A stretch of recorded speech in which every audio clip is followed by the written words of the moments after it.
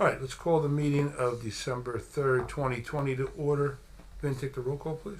Sure. Deputy Mayor Napolitani. Here. Councilmembers Lucero. Here. Donlin. Fisher. Here. And Mayor Siciliano. Here, notice requirement for the Open Public Meeting Act for this meeting has been satisfied. A copy of the annual notice was sent to the Asbury Park Press, posted in Town Hall, and filed in the office of the municipal clerk on December 30, 2019. Marge just jumped in. Hold on, Marge. We have some items for discussion, but we have a guest with us who's going to clear up one of them for us. A couple of them, actually. He's on all the D items. That's a heavy hitter here. So Mr. Greg Blash is with us tonight from Avakian Engineering. Let's jump quickly right to D4, Greg. D4, folks, this is the stormwater management ordinance that we introduced at the last meeting. And I got a few calls about it, and folks were interested in hearing about what this was all about. And so we want to assuage your concerns. This is not a final stormwater management ordinance. This is not the policy of all policies. It's a supplemental, basically, of what's going to happen. So before I embarrass myself anymore on words I don't know how to read here, I'm going to turn it over to Greg Blash. And he's going to give us a little summary on what this ordinance is about and what the supplemental stormwater management is about. So there's less fear out there. How's that? Good? All right, Greg. Thank you, Mayor. What I want to talk about is the state mandate. Bring your mic in a little closer, brother. You know what? Is it on? It might not be on. Let's see. Can you hear him, Marge? Now it's on. Okay. All right. Thank you, Give me Mayor. a thumbs up if you hear him, Margie. Okay. Okay.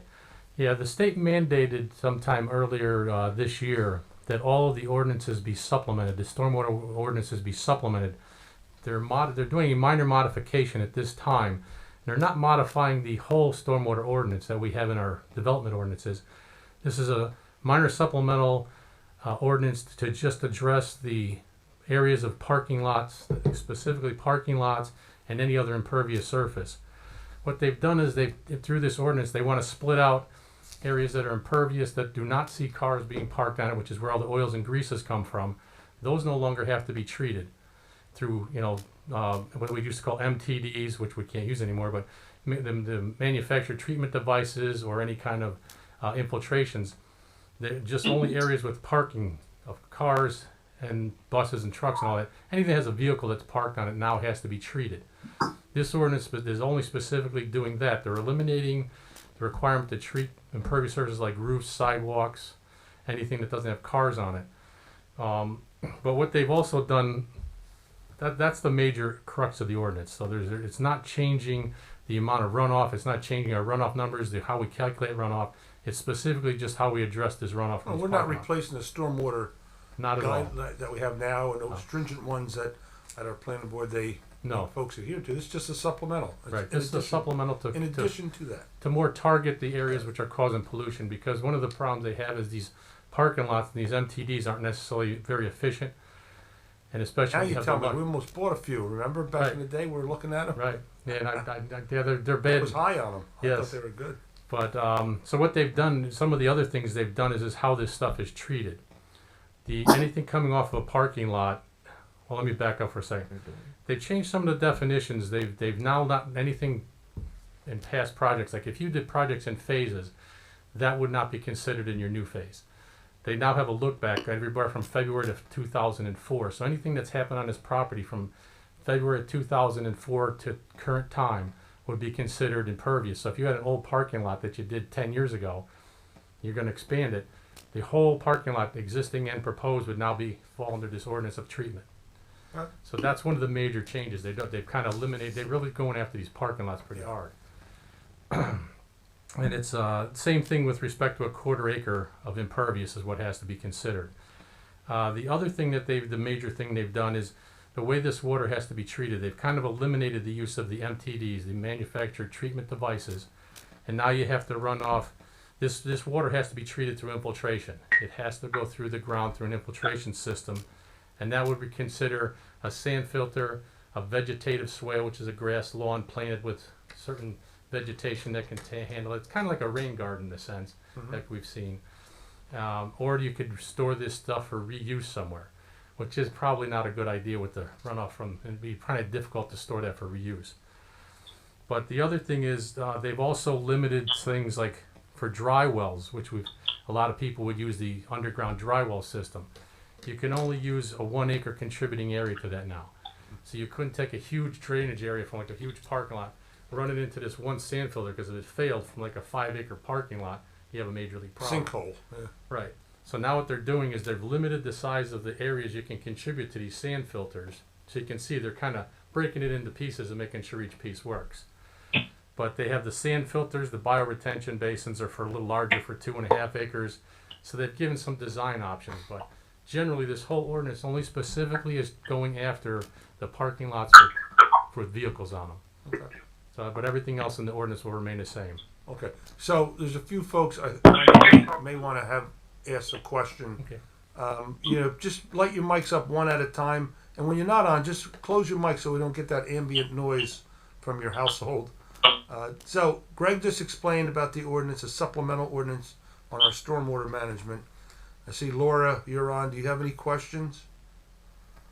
You want to unmute yourself? There she goes. Hi. Hi, Laura. Hi. So, Greg, I guess the only question I had, can you give me an idea of how this might impact, let's say, Seaview Square Mall parking lot? What would they be required to do going forward that they haven't been required to do to date with this change? This change doesn't impact any existing infrastructure. So if they didn't change their parking lot, it wouldn't matter at all. And truthfully, with the Seaview Mall, I think it's pretty much 100% paved. So by taking this ordinance only addresses new pavement. So the fact that they're already existing, so any modifications, if they do a modification over a quarter of an acre, then this would apply, and they would have to do the sand infiltration systems. But that would only account for new impervious. And I don't know that they have enough room to put a quarter acre of So new not impervious on the front. redoing the Right. Sears parking lot per se. Right. It's if he Right. finds new place to lay impervious. Correct. This is only for then new he's- surfaces. Gotcha. That's the way the ordinance always was. It's for new surfaces. This is just specifically addressing how those new surfaces, the water coming off them, is treated. And with regard to the enhanced stormwater management suggestions that the Watershed Institute came up with, is there an option for that to be considered by Ocean Township, considering how much impervious cover there is and how much stormwater pollutants flow into Dale Lake and the ocean? Yeah, that will have to be addressed in the second set of ordinances. I'm informed from the state are coming, and those will overhaul the general stormwater ordinances probably next year into 2022. That's when all those items would be addressed, when we modify the overall ordinance for drainage. That would actually be done through the planning board. Folks at home, just going to ask you to turn your mics down a little bit. You modulate in here; it's a little loud, and we'll get it just right. If we can't hear you, we'll ask you to turn it up. But yours is coming out pretty strong there, Laura. Oh, sorry. That's all right. Okay, I'll turn mine off. I'm sure there are other people on the call that might have additional questions. Okay. I just want to do a shout out to Margie. Congratulations. I see you're holding your beautiful baby. Okay, let me turn my mic off. All right. Thank you.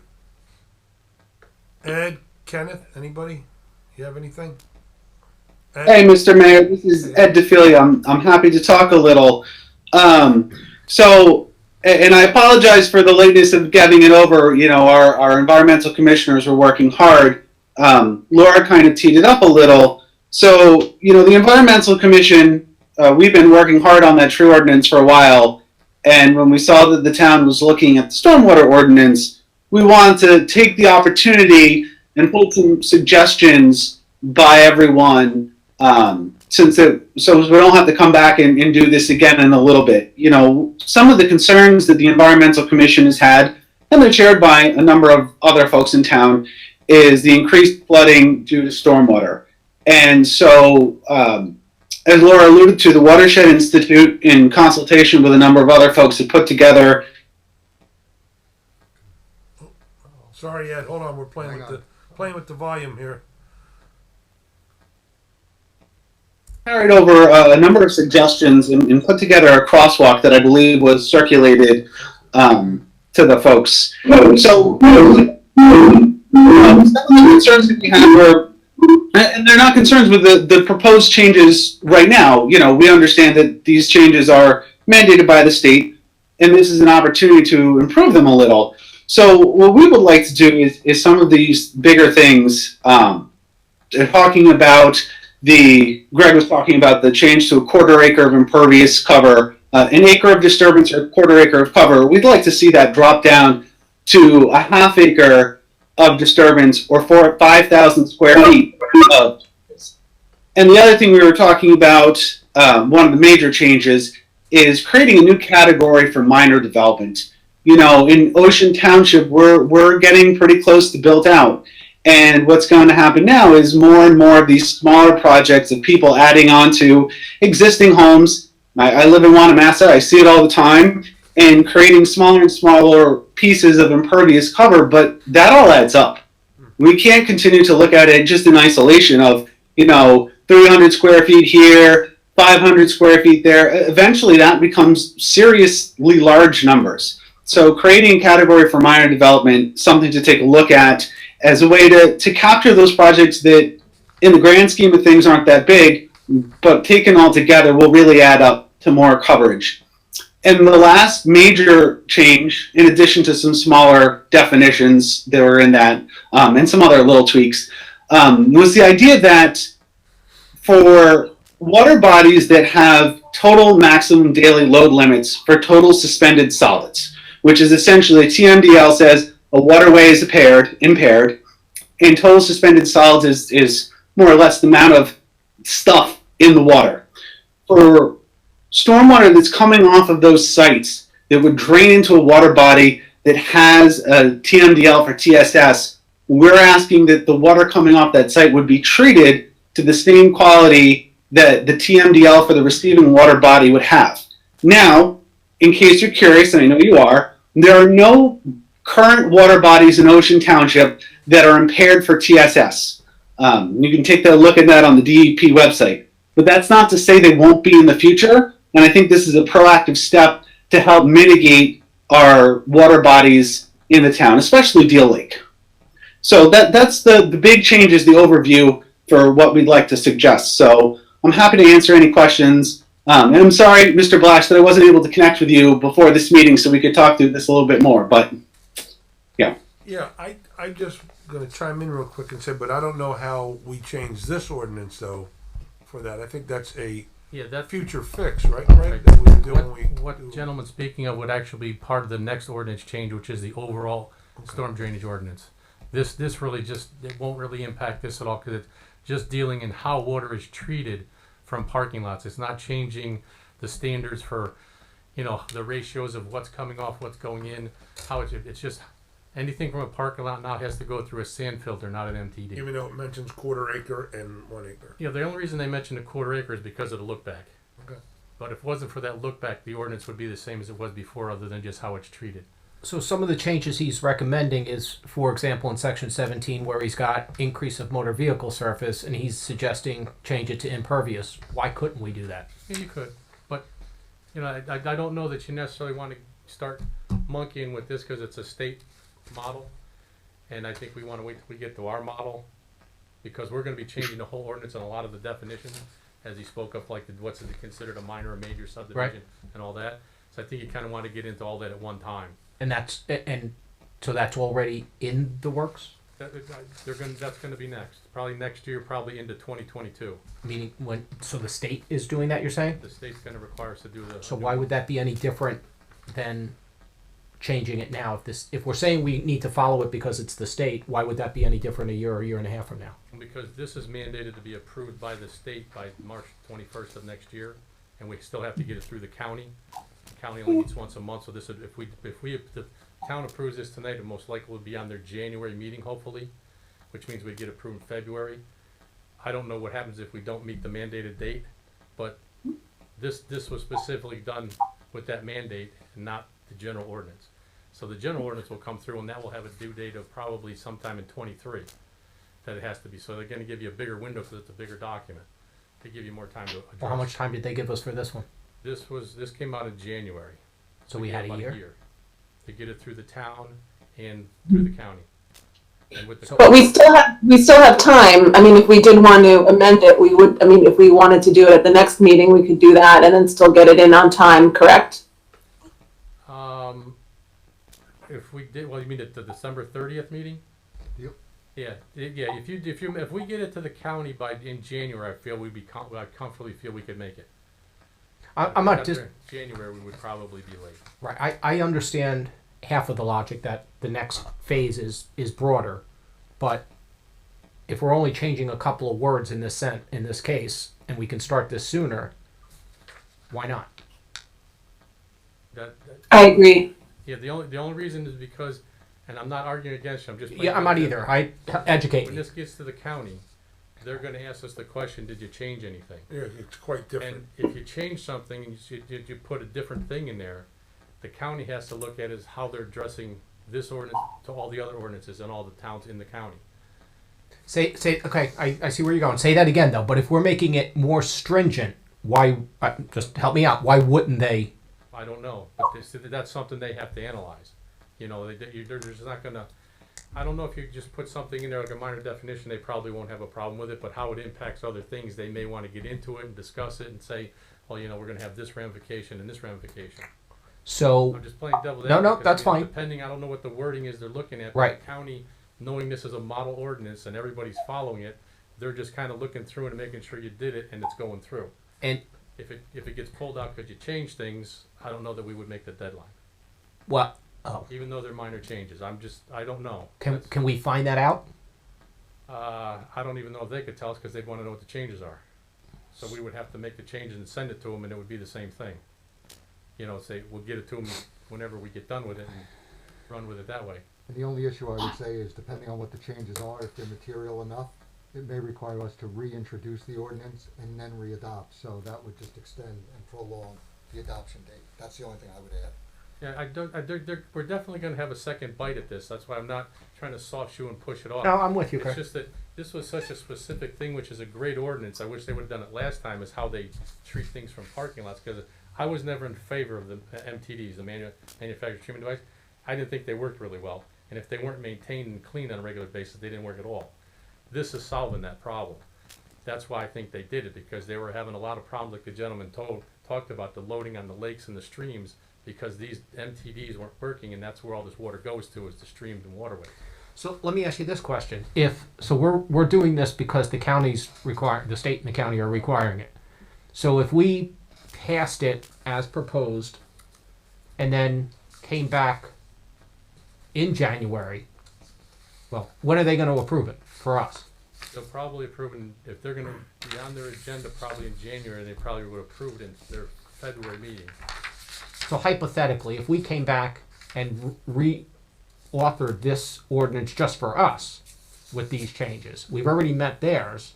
No harm in doing it locally for our own before the new regulations come out. Yeah, but are you saying pass this and then instantly, yeah, that would probably be the better way. Then I we would can recommend amend to it. do Right. Amend it on top of, so this year we can go through this over the next 3 months and add changes in this, and Right. send it to the county and let them review it on an individual basis Right. again. Margie, Ed, Laura, does that make sense? Correct.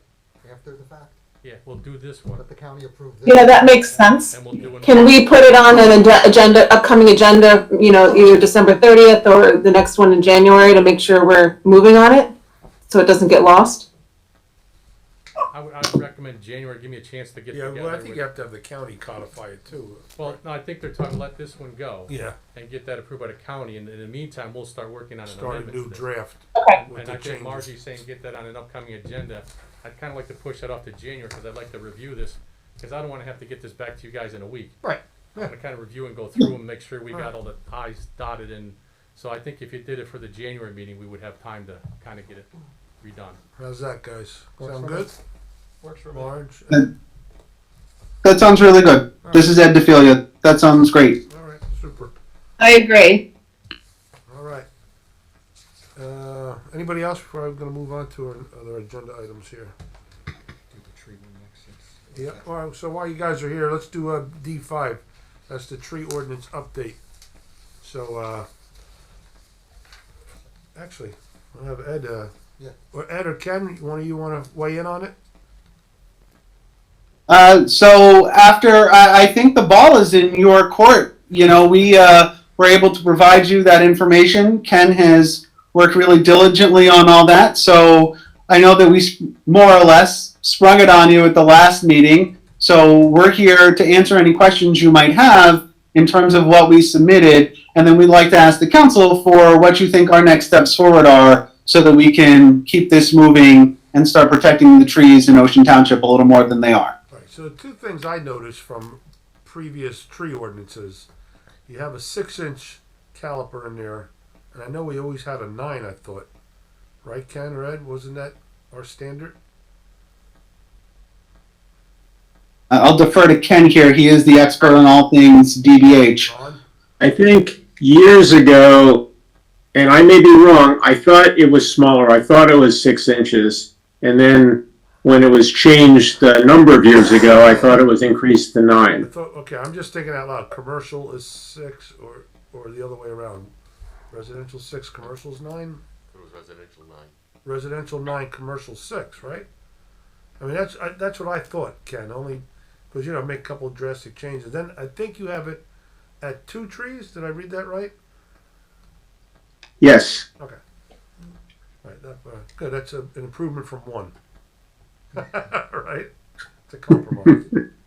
Yeah, I think Ed and Ken, that's the only thing I might question. I also saw something there about the evergreens. Care to elaborate on that? Like, so folks can't take those big old hues out of the front of their house and replace them? Or what are you saying there? So there's, and I'll let Ken weigh in on this as well, but there's the rate at which a deciduous tree grows and a coniferous tree grows are different, and they're treated differently in a lot of context when it comes to how we regulate the tree. So some trees are and not a lot, but some folks think they have trees in their yard that are actually shrubs, or they have shrubs in their yard that are actually trees. So we try to parse them out a little more clearly in the ordinance in our proposal. And I don't know if Norm Colton's on the line from the Shade Tree Commission. He also had some thoughts on that particular point. I want to throw him under the bus, but if he's here, he might be able to elaborate on that. You around, Norm? Yeah. Might be adjusted his. Well, we did take Norm's comments into account and changed I it. just don't want folks out there replacing shrubbery and then being blindsided and saying, "What the heck? What's this fine for? What's going on?" It was not our intention to regulate shrubbery at all. We're just talking about large trees and trees that are on their way to maturity. And I also want to say that, we'd like to take all your comments into account and work with the council, not just, our intention was not just to throw you over an ordinance and say, you take it from here. We'd like to go back and forth and explain our reasons, try to modify it as necessary. And as I said, once we get at least the groundwork established and the principles, I think it's also important to go into the land use ordinance and talk about new development as well and make them both consistent with each other, perhaps before we even pass this one. Okay. All right. Anybody else have any comments about the tree ordinance? Good start. Yeah, I would just look into the difference of if you can live with the difference of the 6 or the 9, and it has to be, just justify why, and we'll go from there. How's that? And it can always be 7.5. I mean, it's All right. So great. Well, thank you, Mr. Mayor and the council, for your thoughts and feedback on this. The Environmental Commission will take these back, and then we'll work on another draft and try and get it to you in time for one of your January workshop meetings to take a look at a little more in depth. Does that fit? It does. It really does. Great. All right. Well, thank you very much. All right, guys. Thanks, Yeah, Ed. thanks for your interest and cooperation. Thanks, folks. Thanks. Thanks, Ken. All right, we're gonna move on right down the line. D1, let's go back to that. Anything, Greg, so this is where we're trying to meet I don't have your list. I don't know what D1 Oh, is. so we're trying to meet our COA obligation on the Cindy Lane property that we have, the old Ocean Glades. Right, And we were waiting for some environmental report. reports back. Actually, one was due last December, Yeah. and I know they had pushed it back because it was so cold or something. They were waiting for borings, and then, but then COVID hit. That we haven't.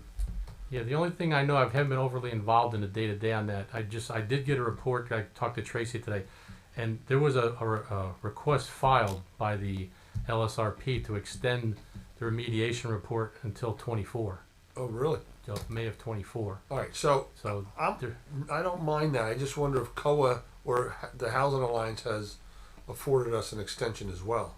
yeah, I'll have to check into that. for you. Marty, you know what I'm talking about, Marty? You're muted. You're muted, Martin. Unmute yourself, Marty. Yeah, this is kind of a key thing to us fulfilling our obligation. Right. So this is the Ocean Glades property, Marty. That's where we're gonna. I can't hear you, brother. Marty, you're muted. You're on mute, Martin. There There you you go. go. Okay. Hey, how you doing, guys? All right. I'd also like to welcome Vera Angelina, our newest council person. There you go. I'm sorry, just repeat the last thing you said. So I was Chris. asking. So Greg said they were holding out for more environmental reports. They asked for an extension on the environmental report for the Cindy Lane property, Ocean Glades. As you know, that's the property we identified to meet the rest of our affordable housing obligation. Yeah, and I heard Greg talking about 2023 or whatever, 20, I'm not sure a year, but our obligation is before that. So we're going to have some answers, Yes. at least in terms of where we're going, prior to the dates that Greg was talking about. Right. I think we'll reach out to our master and whatnot and lay it on them that, you know. Right. So, they might be willing to extend that, but, right now, I can't remember. I thought it was like 2022 that we were supposed to have either, and it was an issue as to whether it was going to be rezoned or it was going to be an area in need of rehabilitation or how we were going to handle that. But I think the timing of it is we don't have as much time as what you were talking about. Okay. All right. So no news there. Greg, D2. This is our Brookside Avenue bridge that links the community back there from Brookside Avenue into the Chatelon. Yeah, the Winning Area. Court, Kramer Court area. Yeah, they really want to get something moving. Years ago, our thought was, we don't want to burden the neighbors on Brookside. We don't want to burden the neighbors here. But now it's pretty much that community's got it locked down to where it's their area, and we've had that Blue Acre buyout. And I just think it's safer to try to get them off of Monmouth Road if you can, walkers, and see if we can help them with this bridge. And I know a Boy Scout did a project over at Palaya Park and connected the 42, Yeah, the West 42 to our 208. that was a much smaller bridge. Was it? Yeah, that was only like a 15-foot bridge. This is going to be considerably longer. Okay, But no, we have gotten the approval from DEP for the bridge, we did. for the stream crossing. Remember back when we started this, we applied because it's township property. Right, so we So did we that. They were applied going to that. do the architecturals then. We did, well, yeah, we had to do a slight structural design because the state, that's what kind of took it. We went through revolutions with them. They have all sorts of conditions about how high the bridge deck can be, and it got into some little fancy design because the deck was only allowed to be 6 inches high, thick. So that obviously gave us we had to turn some tube steel sideways, so we got 6x10s turned on their side, and the structural guy worked it out. We got the span worked out, the DEP approved it. We've given it back to the gentlemen, on both sides who represent the homeowners, and they're gonna run a plan through the planning board now for the path. Okay. Because that has to be approved with the easements through there.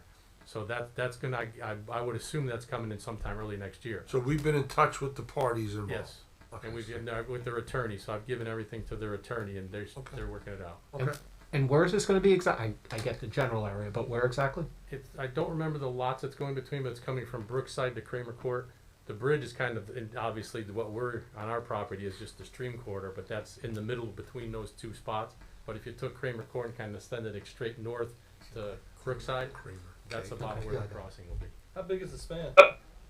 The bridge span itself is, I think, 23 or 24 feet. And that gets us out of the floodway. And then after that, we can raise the trail up to meet the bridge. Gotcha. Okay. All right. Next one on our list is the Al Correctman's old bike and pedestrian path that he introduced back in 2010, if you recall. Yes. And kind of an update, where are we at with that?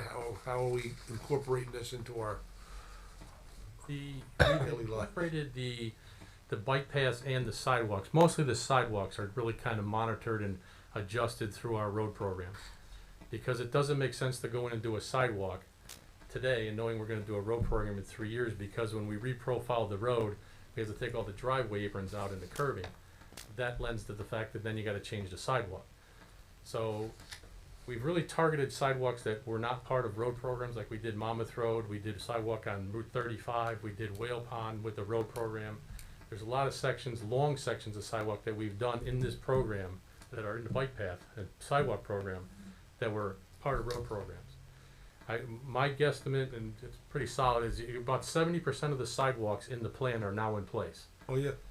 There's some sidewalks, there's probably about 10% of the sidewalks that we cannot do. Just because, on a plan, it was nice to draw putting sidewalks across properties, but when you can't, I'll give a perfect example is Sunset Avenue just east of 35. Yep. That calls for sidewalks on both sides of that. We have a sidewalk on the north side in front of the diner and the Yep. dentist and all that. Other side with 7-Eleven and the nursery, Sunset, yeah. open parking lot. There can never be a sidewalk there until that use changes. So we're never gonna be able to get to 100% in the sidewalk plan. There's the same thing on like Fairview Avenue and I think it's Allen Avenue connects the Fairmont, two. yeah. Those two in there, the same thing. It's all open parking lots, so it's virtually impossible to try to get a sidewalk across because it would just be dangerous. Okay.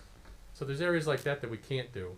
There's also some areas in the state right-of-ways, like crossing over Route 18 and things like that, that obviously we haven't done yet because that's a pretty long process, and we've actually tried to get a sidewalk crossing across Deal Road across 18. That has been at DEP for a few years and kind of fallen on deaf ears, so we'll have to kind of start pushing that again. But from the sidewalk point of view, we've got about 70% of them done. Okay. And probably another 2 or 3 years we'll have a majority of them done. The pieces that we're really missing are the neighborhood sidewalks, like when you get into Carroll and up and around the school area. They're all so small, we kind of wanted to target the heavier arterial and collector roads because we felt it was a more of a safety issue to get those sidewalks in first versus the little neighborhoods that don't have the same volume of traffic. Even though they have a lot more walkers, they don't have the road traffic. So now we're going to be moving with the road program. We'll be starting to move into some of the neighborhoods and picking off a few of these roads every year, and those sidewalks will be replaced. All right. From the bike lane point of view, we've got about 20% of the bike lane done. And the bike lane, again, it kind of got slowed down because the county's doing an overall county master plan. They want to start tying towns together. So they're kind of slowing down our approval for Monmouth Road. But we have already on, that we've done, I've heard of, about 5 years ago now, I think 5 or 6 years ago, we did sidewalk on Sunset and Logan. County put the new bridge across Sunset, that has bike lanes across it and runs into Asbury Park, and they continued that bike lane. They're talking about putting a new bridge on Corley's. We've already talked to them. Our input was make sure it has bike lanes. Next spring, next year's program, we're gonna be putting bike lanes on Corley's, Wickapeco, and Corley's, and a part of Deal Road. Deal Road just got funded. Phase 3 of Deal Road just got funded by the DOT for $320,000. That portion will go from Logan to Logan to Whale Pond. So we're gonna put the bike lane down that portion of Deal to Monmouth. You have a handout that shows you the map if you're kind of following my logic, but essentially we're gonna have a pretty nice little square, and we're gonna run up Monmouth up the Park. And I've already talked to Long Branch to see if we could go down Park and they pick it up in Long Branch so we can get to Ocean Avenue. Yeah.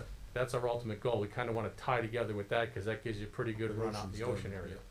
And then eventually we'll kind of start going west across 35 and get onto the other side of town so they can tie it.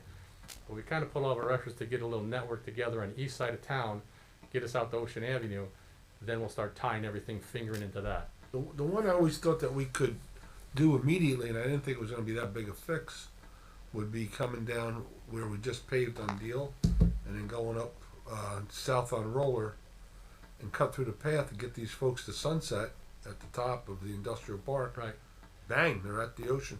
Yeah, the only thing we have to work out there is the path from the end of Roller to, I guess it's It's East a Roller. crude path, but Yeah. it's not for like. Yeah, that I put on the list as something on our target for the next couple of years to get that loop all in.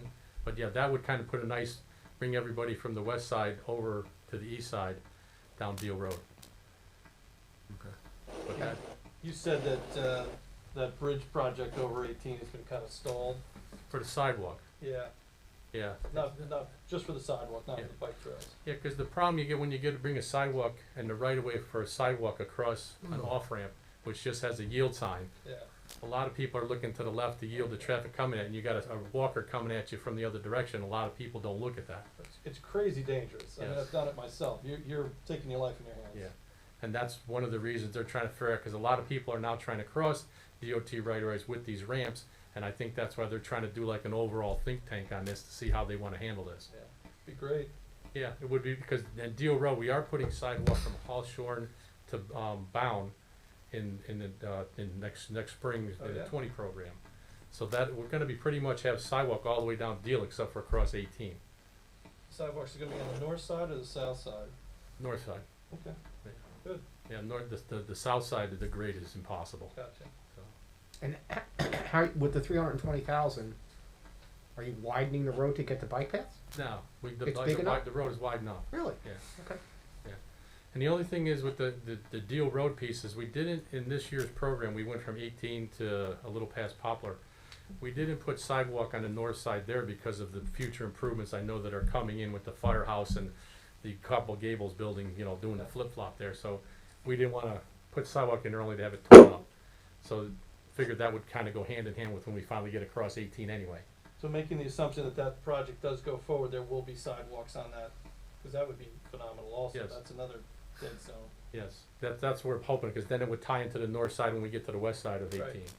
So we want to bring it all the way down that, all the way to 35. Great, good. Let me see. And then the only other thing we got, so the I mentioned in here what we talked about earlier, I didn't know it was one of your other items, was the Brookside Avenue Bridge. That's kind of the off-trail paths that is also in this bike path lane. The off-track trails, off-road trails, we haven't really gotten into a lot of these because most of them are along stream corridors, so the environmental permitting for those is rather extensive and costly. So it's kind of the type of thing we kind of want to maybe target the first ones we really want to do. I'd suggest we come away from Palea Park, out of the brooks coming out of Palea Park, because that trail's already there. The last couple of years we have been putting the financing into fixing the trails in Palea Park. We've got a lot of areas in the spring they're going to be paved in there with the tree root problem. Yeah. So once we get that fixed, then we're going to migrate with the trails away from Palea Park. And there's a low area that constantly floods and By the- potholes down by the maintenance area. Yeah, we actually that's going to be fixed part of the next year's road program. We're repaving that whole area and they're putting some new drainage in. Okay. So that puddle will be gone. It's not going to be gone. It's just going to not be on the road anymore. Right past the White House. Right. Okay. Yeah. You hear them all then? One follow-up question, if I can, on Monmouth Road, and I'm looking at you now as well, Ron. So, one of the topics that was on the list, no, it wasn't on the list. So, somebody after the county repaved it, went in and dug it all up. I don't know if it was gas or water or somebody. I know it's county road. Do Would we? Go ahead. I don't know where it's Right in specifically. front of the Board of Ed. Oh, okay. So probably almost from Roosevelt to the board, if not even further, to West Lincoln. I mean, it's county road. I know if it was our road, we'd be arguing and making them do it. We wouldn't let them do it in the first place. Eh? Correct. 'Cause it's under So moratorium. do we go to the county to ask for that? Do we stand a chance? I mean, it looks like crap. It's Yeah. bad. Well, I think what I'll take a look at it and I'll write a letter to the county engineer and say, you know, this patch you have here is not the greatest. We need you to come back and Yeah, fix it. it's And it may in fact just be a temporary patch until spring anyway. They might come back and infrared it. I don't know when they actually did the work. Has it been a while ago? Yeah. Oh, okay. Then I'll write them a letter saying that we're not happy with the yeah. patch. Take a there. look. I don't think it's. Okay. I mean, I've seen good patches. Yeah, This- no, this is- we got another one they just did in the park. The water company had a leak about a week ago on the east end of Park, and they tore that whole road up, and the patch is really horrible there too, Yes. so I'm after them right now to fix that. Good, okay, thank you. So while we're at it, coming up Cold Indian Springs, the gas company did a whole bunch of work down there. Any plans for that to get fixed? Well, that was kind of one of the target roads we've had, because you know, as we came down Bound and that whole area, we stopped because we knew the sewer authority was going in there with a new main water companies. We've kind of stayed away from it. There's 3 companies have patches in there now. So it's kind of the thing that we ask each of them to patch it or somehow contribute to what we have to do. So that's what I kind of got to get together with them and say, listen, you guys tore us up. Instead of you paving a third of the road and him paving a quarter of the road, you guys contribute to us paving the whole road. They've kind of shied away from that lately because some towns, unfortunately, there's always the guy out there that ruins it. When the gas company gave money to some towns to fix a road they tore up, the town used it for something else. So the gas company's new policies, they don't give money to the towns to fix the roads, they fix them themselves. But in a situation like this, I gotta try to work that out, because I don't want them paving a third of the road, it would just not work anyway. We gotta go curb to curb usually. Yeah, because we'd have to reprofile the road, and it just by putting a third of a patch in, they only patch exactly what matches what's there, so it doesn't lend well for the drainage. But I'll reach out to them and try to work that. But we have been targeting that, we're waiting till everybody to get done out there, and then we'll continue that in the road program.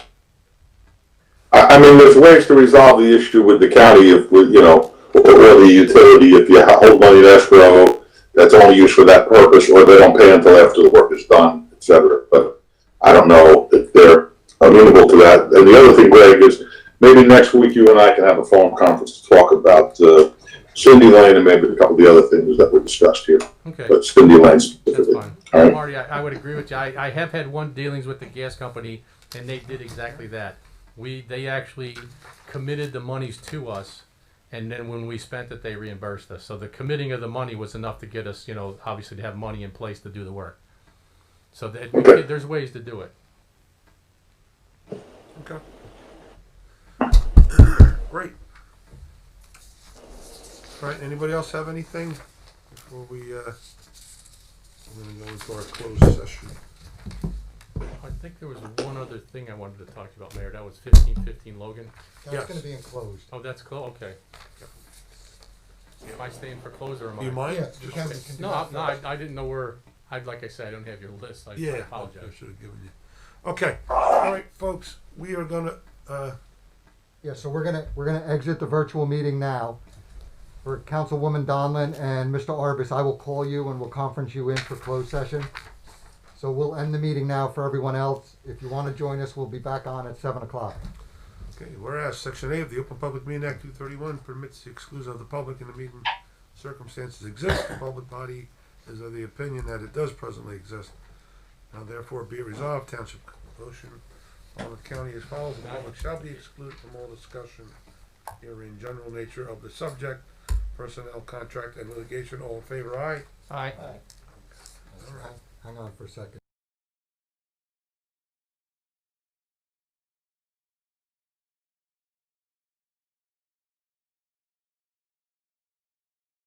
All right, hello, March. All right, good evening, everybody. We're gonna call the meeting of December 3rd, 2020 to order. Ben, have a roll call, please. Deputy Mayor Napolitani. Here. Council members Achara. Here. Donlin. Here? Fisher. Here. And Mayor Siciliano. Here, everybody please rise for a pledge of allegiance and then please remain standing for a moment of silent prayer thereafter. I pledge allegiance to the flag of the United States of America, to the republic for which it stands, one nation, under God, indivisible, with liberty and justice for all.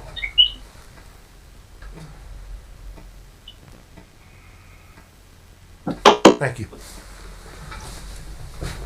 The notice requirement for the Open Public Meeting Act has been satisfied. A copy of the annual notice was sent to the office of the municipal clerk, posted in town hall, and the coast advertising the coaster. Posted in the office of the municipal clerk on December 30, 2019. There are 2 fire exits, one to my left will bring you out to the rear of the building, one to my right will bring you out to the front of the building. If you have a cell phone and you're in the audience, we need you to turn that off. The ambient noise interferes with our recordings. We do ask if you have to make a call or take a text or a message, please kindly go out into the hallway and stand as far away from the door as possibly can. Okay, folks who are logging in here, we have quite a few. Just keep your phones muted until we open up the public portion of the meetings, or we ask for you, then you can do one at a time, because again, we don't want to pick up your ambient noise as well. If you're in the building, you do need to wear your mask. We have a strict mask rule while in the building. Okay. Beautiful, thank you. Okay, before we get on to the regular meeting, I'm going to go down the line. John, you have anything? I did have a statement, but I'm going to hold off on reading it in regard to last night's meeting, and I'm going to listen to our attorney. Okay. That's for you, Marty. Margie, do you have anything at home there? Nothing to add. Okay. Dave? Yes, this Sunday, I just want to remind everybody that Wanamaster Fire Company is holding a food drive. It's a critical time of year, so if anybody can donate, that'd be wonderful. I also want to remind everybody that this Thursday, the 10th, there will be a menorah lighting in front of the town hall. Unfortunately, we're going to have to limited capacity, so it's only open to the first 25 people. And also on the 12th, the same exact thing, menorah lighting, but also limited capacity. Correct. Rob? We had Chamber of Commerce meeting this morning. We are still considering our options as to whether or not we're going to continue as the Greater Ocean Township Chamber, if we're going to merge. We did a survey, found some results of members. A lot of things on the table, a lot of things that we need to consider as far as the pandemic is concerned and how it's affected our businesses. So we're doing our best. If anybody's interested in getting involved, please reach out to me. We'd love to have you. Okay, thank you. And then I'm just going to say something briefly. We do have our Christmas tree lighting this Sunday, 4:30 over at Palea Park. Will not be at the museum this year as usual. Due to COVID, we have to reimagine it, which we have. And we're going to make it fun for the kids. And we're going to have them do our drive-in theme like we've done before, which is pretty neat. And we'll take them one row at a time. Have the kids come up the stage, sit on a bale of hay, several feet away from Santa with the big chair in the back, and you'll get a really good shot. And we'll have a guy there with hot chocolate for the kids. And, people who drive in are able to sit there and listen to DJ Bob's fantastic Christmas music instead of outside the car if they'd like to, and there are relief areas that we have set up for you. So we're going to make it as nice as possible and not to let this COVID beat us down. I'm going to just say something about yesterday's meeting, then I'll move on from it because a lot of things were said, and a lot of them may have been conjecture, but Rob said a couple things that, all in all, some of the accusations I disregard because I think it's just in the heat of the moment, but some of the things were a little disturbing. He mentioned that he was embarrassed to be a council member, as a taxpayer, wasn't very satisfied, and that perhaps myself as mayor have moved the town a few steps backwards. And I just want to say I always considered myself someone who's moving this town a little forward here with my initiatives that I have brought forth. And I think just looking around this room, the fact that we televise these meetings, that was my first initiative. And that was a struggle, Former mayors and councils did not want to do that because their fear of people showing up, grandstanding, wanting to be on TV. That happens, but I think the value there outweighs that aspect of it as well. So I think that was a very positive look around the room.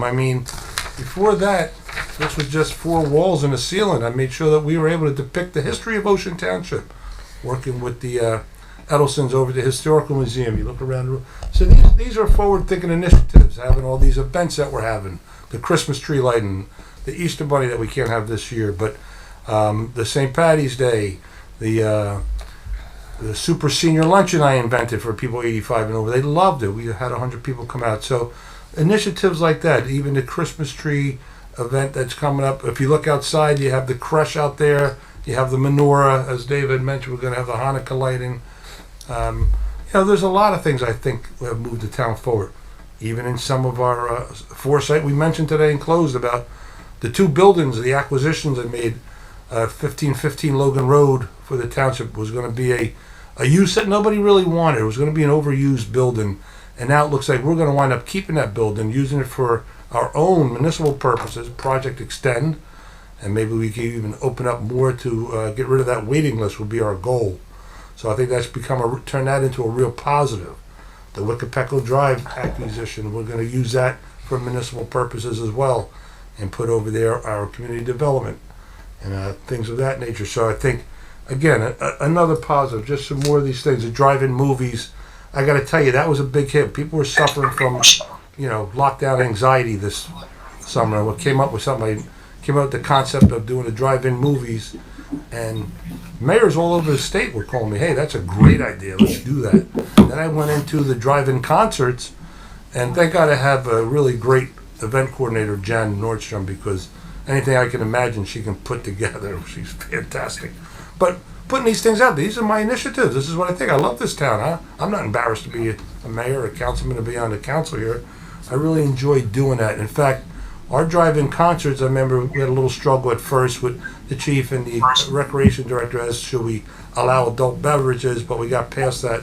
And people enjoyed, were responsible. Those events were so well run, clean afterwards. It was just a beautiful thing. In fact, I even think Rob had enjoyed a few of those. I saw his red cup out at a couple of the concerts, laying back enjoying it. So they were very nice. We all enjoyed it. So I don't know if he really meant that statement that I held the town back. I kind of think I'm moving it forward a little bit here. The one thing I do, and I don't mind doing it, because I signed on, it comes with the territory. You're the mayor. I take it on the chin a lot. I think a lot of you know that. In fact, I'm going to be a little dramatic, but I'll show you. But there's the good and the bad. These are all, this is my fan mail. This is hate mail from people. Every time something doesn't go their way in town, the road doesn't get paved, the leaves don't get picked up, and I'm not, these things happen, but they think the mayor does this. I drive the truck, and I should be the guy out there plowing the snow, picking up that stuff, or filling the pothole, all these things, but no, but we're a team, so I take that. I've been taking that for years. I don't mind. Like I said, that goes with the territory. I mean, so I love this town. I don't mind doing that. I'm not embarrassed to be the mayor of this town. And I would never quit on you folks. I'm going to give you 100% all the time. I just want you to know that. And yes, I make mistakes. You don't believe me? Ask my mother. In fact, one of these letters I think is from her.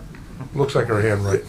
So yes, I get it. I'm not perfect, but I don't know. I just kind of think that was the only statement I heard a little bit, Rob, was when you say I moved the town backwards. I kind of think I move it forward a little bit. Anyway, I said my piece. You said yours.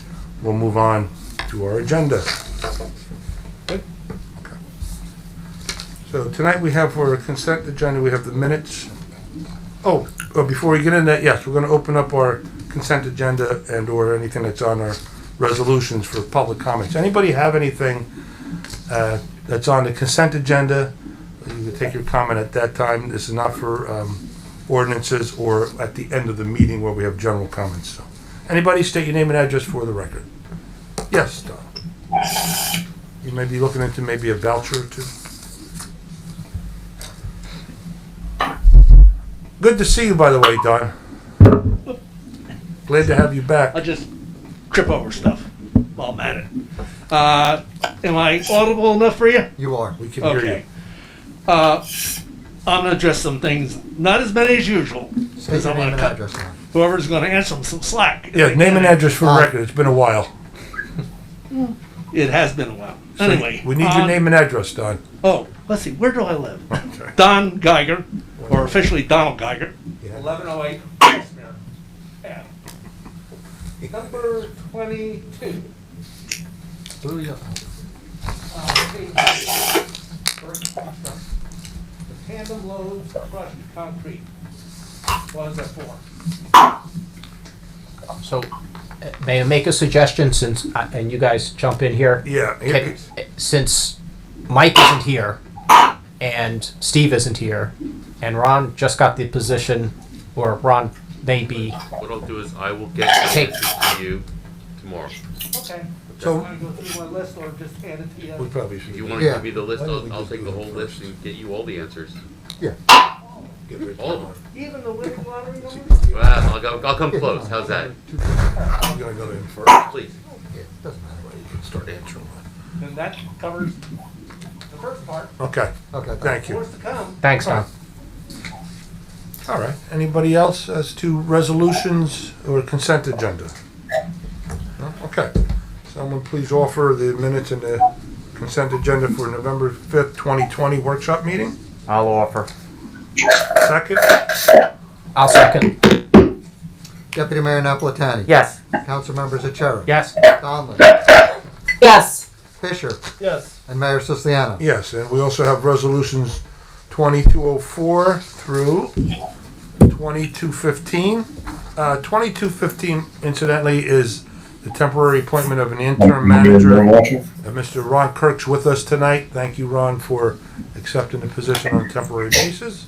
And he'll be your point of contact if anybody has any questions. Now contact Mr. Ron Kirk. Okay, someone please offer those resolutions. I'll offer. Second? Second. Deputy Mayor Napolitani. Yes to all except for 20-215. Ron, you know this isn't personal. I am going to vote no on that one. Councilmembers Achara, Yes. Conlon, Margie? Yes. Fisher, Yes. and Mayor Siciliano. Yes. Poor Ron was sweating bullets. Didn't hear from much. Thought it was Dodgers at the office. We have, by the way, Margie, you're going to introduce the ordinances tonight. We have vouchers in the amount of $7,754,863.68. Someone please offer. I'll offer. Second? Second. Deputy Mayor Napolitani. Yes. Councilmembers Achara. Yes. Donlin, Yes. Fisher, Yes. and Mayor Siciliano. Yes. We have tonight resolutions 2209. Approve the following change orders. Change order number 2 from the Hope Road project. This will go $143,626.73 decrease. And B would be change order number 1, 2019 road improvement program for $37,738.18 increase. So we're still in net of about 5. Someone please offer. I'll offer. Second? Second. Deputy Mayor Napolitani. Yes. Councilmembers Achara, You okay with that? I'm sorry, yes. I'm listening to the noise. I apologize. Donlin, Yes. Fisher, Yes. and Mayor Siciliano. Yes, there's still a couple folks that have their mics on, and folks, C, BS, what's happening is we're getting your ambient noise. So we really need you guys to mute when you're at home. Thank you. Thank you for your cooperation, really. Appreciate it. Resolution 2210, authorize the tax collector to issue refunds to the following taxpayers due to an overpayment of property taxes.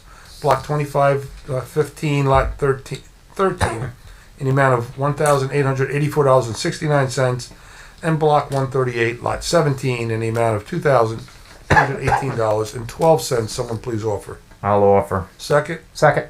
Deputy Mayor Napolitani. Yes. Councilmembers Achara. Yes. Donlin, Yes. Fisher, Yes. and Mayor Siciliano. Yes. Also, we have resolution 2211. Authorize the purchase of the following trucks under the Sourcewell Cooperative Contract number 081716 NVS to be used by the Department of Public Works. And also A HV 507 hook lift truck with plow and spreader, just in time.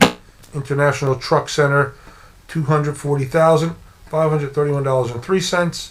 And then also B, another HV 507 hook lift truck and plow spreader, International Truck Center. This one's a little bit cheaper, $234,088.82. Someone please offer and authorize those two acquisition. I'll offer. Second? Second. Deputy Mayor Napolitani. Yes. Councilmembers Achara, Yes. Donlin, Yes. Fisher, Yes. and Mayor Siciliano. Yes. And 2212, authorize the tax collector to issue refunds or credit to those taxpayers who have received favorable state county tax appeal judgments. Someone please offer. I'll offer. Second? Second.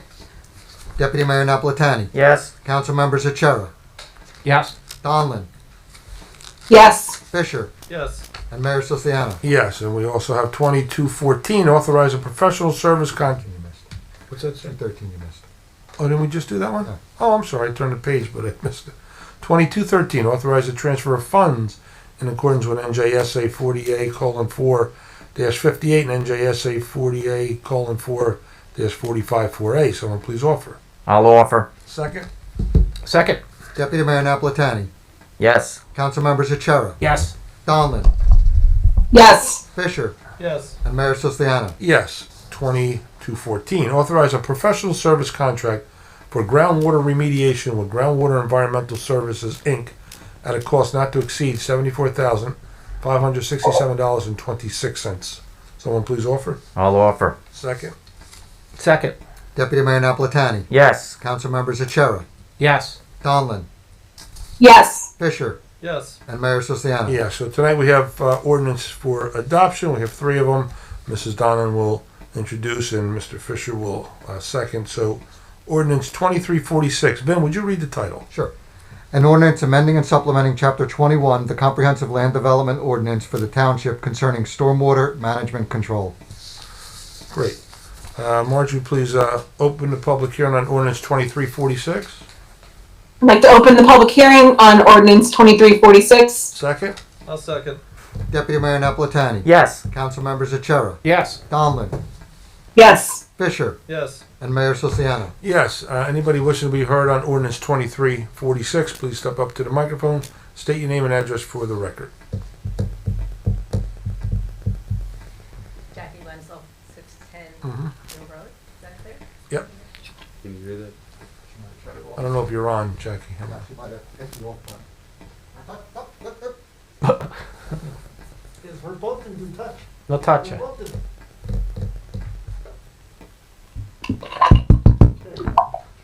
Thank you. Anyway, Jackie Wenzel, 610 Deal Road. I had sent an email earlier in the week to ask for some explanation of what, is what's changing. Before you pass it, can one of you Yes. outline what it is for everyone that's listening, and then I think we'll know how better to ask questions. We had our explainer here earlier, Mr. Greg Blasser, township engineer, come in, and he did give a nice explanation during the workshop. But to summarize, he said this is just a supplemental state ordinance that we're just adding to what we already have. It's not the final document. We can add, amend later on anything we want to our stormwater management. Okay, so this just deals with impervious surfaces as I relate to parking lots, 1 acre, and the such like that. So it's not a new or a new revised stormwater management program or anything like that. Just deals how they manage the runoff from existing impervious surfaces that are already there. And it's just a supplemental ordinance that we're adding to and given to us by the state.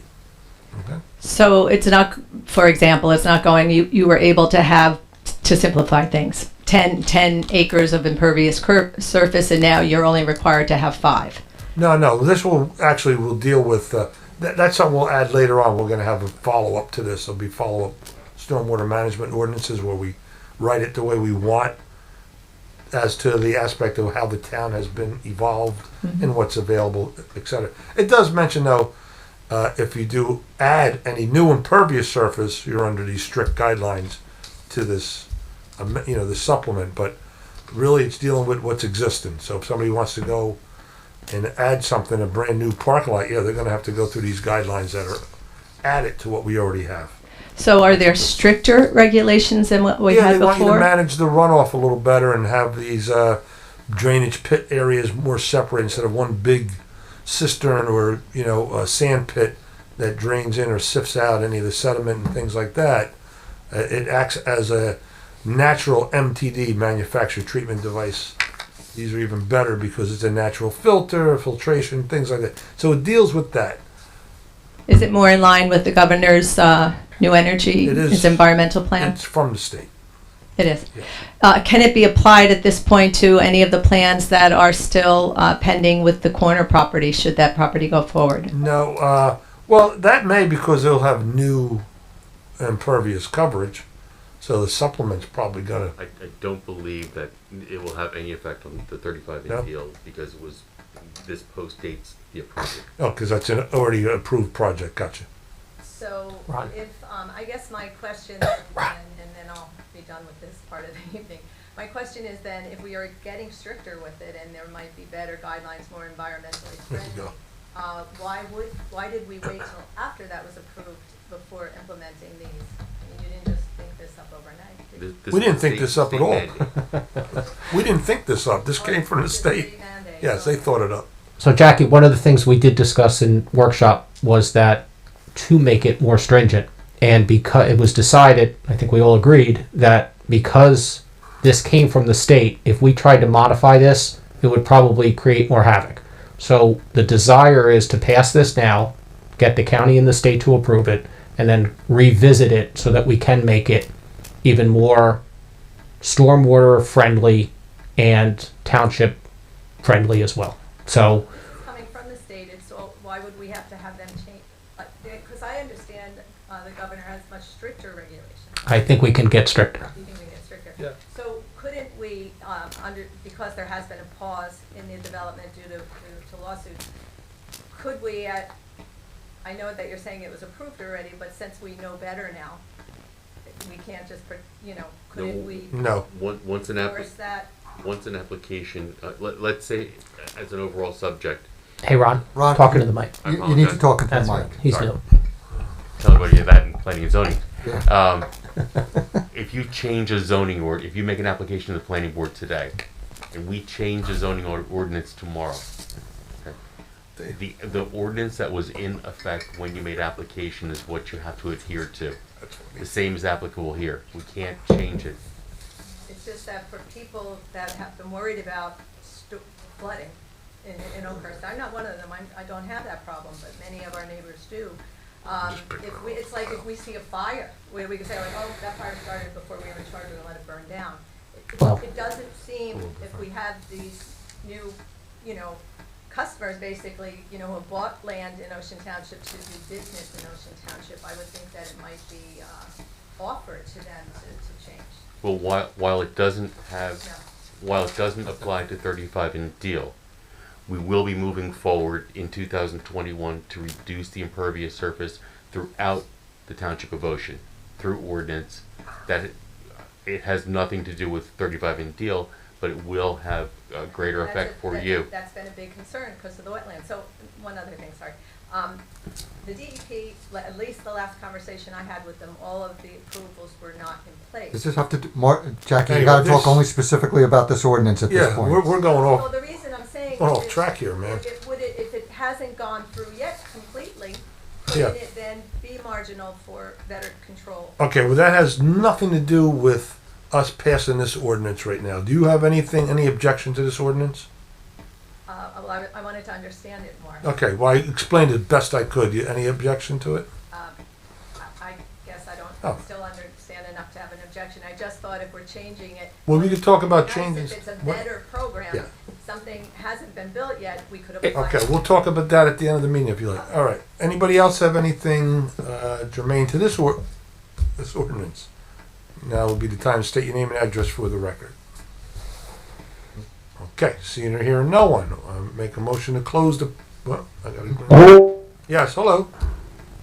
Hello, am I on? You are on. Name, please. Ray Popus, 1308 Vina Ave. Okay. Okay, yeah, I encourage the council to revisit this ordinance to be much stricter. We're not, Ray, we're not, we can't amend this one. This is from the. Oh, no. We're adding this, but we can revisit our stormwater management ordinances and all to make them stricter, yes. we can do Well, that. I realize this is a boiler Correct. plate ordinance from the state. And I do understand that you want to create a stricter one. I encourage that. I'd like to know, does the council or has the council set a date on which a stronger ordinance will be available for the public to view? Our engineer was in earlier. He hopes to have some drafts maybe January, as early as January, but probably February. Is he taking any guidance or advice from any other groups? Well, he explores every available resource that's out there. A very learned man, and he doesn't just kind of mail these things in. But yes, I mean, do you have any suggestions? I've been told that the Environmental Commission has made suggestions and that the Whale Pond Watershed Association has also, along with the Sierra Club. Those things will be taken into consideration, including from the Watershed Institute. Thank you, Mark. Great. Thank you, Margie. There you go. Okay, anybody else on this ordinance? Okay. Seeing here, no one, make a motion to close the public hearing on ordinance number. This is Scott Sharp. I have a question. Okay. Scott Sharp, Sunset Avenue in Wanamassa. Go ahead, sir. Mr. Mayor, is there a way that we can be ensured of what Mr. Blash is going to come up with? Because I sent him questions on this ordinance and he never replied regarding the model ordinance that came from the state DEP. Yes, he used the state model ordinance. However, that ordinance made it very clear that he could have included things on redevelopment, minor developments, and he took the path of least resistance, but he never replied to any of those comments. And so I have my doubts of whether or not you're going to really follow up on this with Mr. Blash, and whether or not he's going to really include the areas from the Watershed Institute or any of the other organizations. Okay, well, I appreciate your vote of confidence, but we will indeed follow up with him. He did give a small supplement outlining what the major changes to this ordinance were, and I can certainly have it scanned and emailed to you tomorrow if you'd like. I don't know if you're looking at me here, but this is what he left me.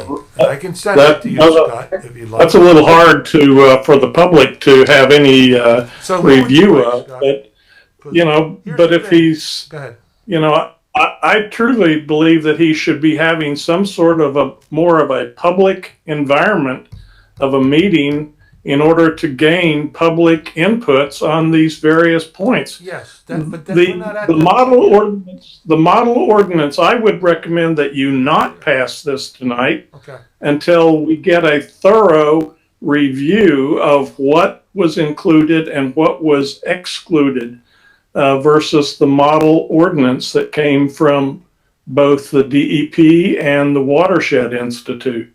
So I think it was inadequately reviewed and prepared. Well, here's what happened. This was prepared by the state. We're just following their supplemental ordinance. Understand this. This is not a revision of any kind because, as it explained to us, all the municipalities adopt this ordinance. We submit to the county for their approval. We'll hope to have it in there by March and a final adoption of the plan. We can then amend our own stormwater management, Scott. At that time, if we can really have him outline or break down. No, he hasn't changed anything here because he didn't want to change anything because the county may have to then again look at it and say, wait, this is different than what the state is sending all over. Why are you changing it? What's changed? Even if it were more stricter. So it would have evoked more. We might have not had the ordinance supplement. So I kind of disagree with holding it. I think it's better to have something a little extra than nothing waiting for the big grand slam later. That's my opinion. Well, one last question. Sure. What was the resolution of the comments from the Environmental Commission, and are they in attendance tonight at this meeting to outline their comments? Several are here, and I'll let them speak. Marge, or we have. Well, as the liaison to the Environmental Commission, I initially was thinking that we needed to hold this until it was revised, but learning more earlier at our workshop meeting, we can add onto it stricter requirements. It's just important that we get this passed now tonight because there's a deadline from the state, and we don't want to get fined by the DEP for not having this passed. So we can. I'm in favor of passing this tonight, and then going forward in January and February, working on a stricter ordinance with recommendations from the Environmental Commission and from the Watershed Institute. And I think everybody on council is pretty much on board with going that direction at this point. So I feel really comfortable passing it tonight. And the Environmental Commission, I believe, is on board with that as well. I think I see a few people here from, or at least one person from the Environmental Commission, if anyone wants to add anything. Okay. The only my last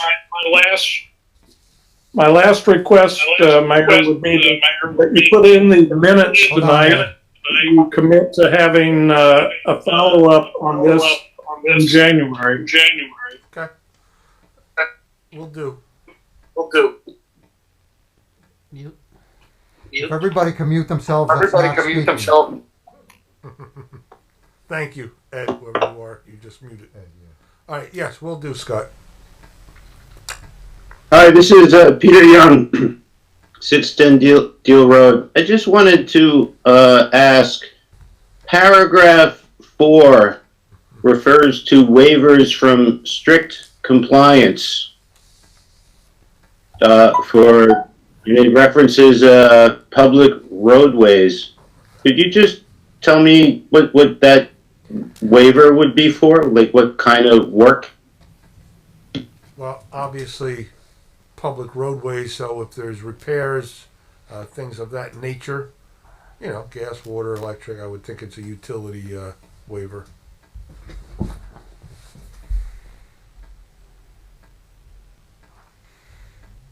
Okay, I'm not sure that really makes it more clear to me. Anybody else? Yes. Yeah. Dennis Howlett, 1638 Holbrook Street. Could I ask you, this resolution first appeared in a meeting in November. And has that resolution changed at all between November and this date? No, sir. So what was published yesterday for this meeting is exactly the same? Correct. Okay. Has anybody on the board started to review the input, and besides Councilwoman Donlin, the comments from the Environmental Commission or the Whale Pond Watershed? Have they been reviewed at all? I had sent I had sent all those documents over to the council. It was this week, so I don't know if everybody's had a chance to review them or not, but they have the documents and they will be reviewed before the next meeting. Am I correct in that this has to be passed by sometime in early March of next year? Is that correct? Yes. Is that about the right time? Yes. I would make a general comment. The agenda for this meeting wasn't published until yesterday, and for somebody who isn't familiar with how these meetings go, there's a lot of technical information there that if you just saw that popping up yesterday, it'd be really hard to review it. I don't know if there's a way to publish the agendas for these meetings a little bit sooner, even if they were marked as a work in progress or as something that might be modified going forward. Because one day is not a whole lot of time to review this. And I, for one, was under the impression that this was open for discussion about whether it should be passed tonight, really, and that the deadline was really on us to come up with any objections we had. So I spent some time doing that, and I'm very concerned about this going forward. And I'm also disappointed that the township engineer isn't here to field some questions, because this is a lot of technical information. I would like somebody just to explain to me in little words what recharge means, and I don't understand that. Do I have permission to talk to the township engineer? How would I get in touch with him? How would one do that? It's just a citizen. You can send me an email. I will forward it to him, and he's very good at answering you back in your email. Okay, you mentioned that he made a very nice summary of what this is. He had a plan. Was that made? Yes. I'm sorry, go ahead. He had a planning board meeting tonight. Otherwise, he would have been here. Okay, but is his summary available to the public? I said yes. Yes, it is. I can send that to you. Oh, is that the one you're going to send to Scott? Yes. Oh, I'd appreciate a copy of that. No problem. Okay. Yeah, reach out to me tomorrow, Dennis, by way of email, and I'll forward it to you, and I'll copy our engineer on that thread. Okay, I appreciate that. Yeah, no problem. I'd just like to make a brief one comment that I hope that the board is really committed to making any improvements that are necessary, because Ocean Township deserves more than just a standard boilerplate that goes to other towns. We are different. Every town is different, but we have our own concerns and a number of things that will affect us more than, say, inland towns would. And I hope and trust that Mr. Blash, I hope that's his name correctly, is in contact with the other towns around us to find out what they're going to do, because we're going to affect, for instance, Deal. and Tinton Falls is going to affect us. Yes. So it would be important for us to be able to be have a collegial working partnership with those towns. And I will reiterate my statements from before that we are in much worse state to handle Superstorm Sandy or anything like that now than we were when Superstorm Sandy actually hit. Okay. Beyond that, I look forward to seeing Mr. Blash's comments. Great. Thank you very much. Thank you. Anybody else? Before we close the public hearing on this ordinance. Okay, make a motion to close the public hearing on this ordinance, please, 2346. Make a motion to close the public hearing on ordinance 2346. Second? I'll second. Deputy Mayor Napolitani. Yes. Councilmembers Achara. Yes. Donlin. Yes. Fisher. Yes. And Mayor Siciliano. Yes, action please on ordinance 2346. I'd like to introduce adoption of ordinance 2346 and publish according to law. Second? I'll second. Deputy Mayor Napolitani. Yes. Councilmembers Achara. Yes. Donlin.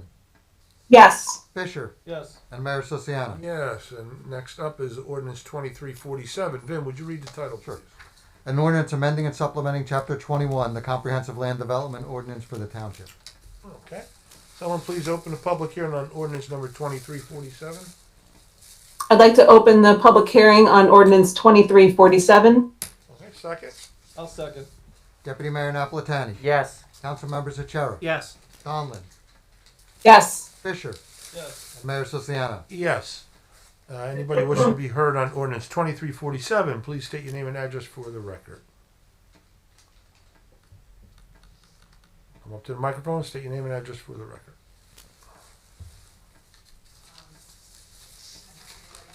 You got Really not that difficult. That's why they didn't want a public meetings.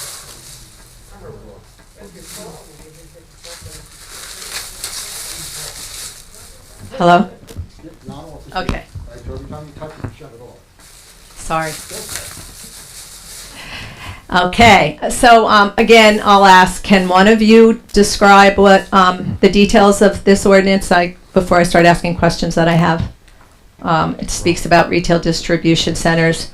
Do you already, can you explain, is it new zoning and where exactly are we Okay. thinking this of putting these yes. distribution centers?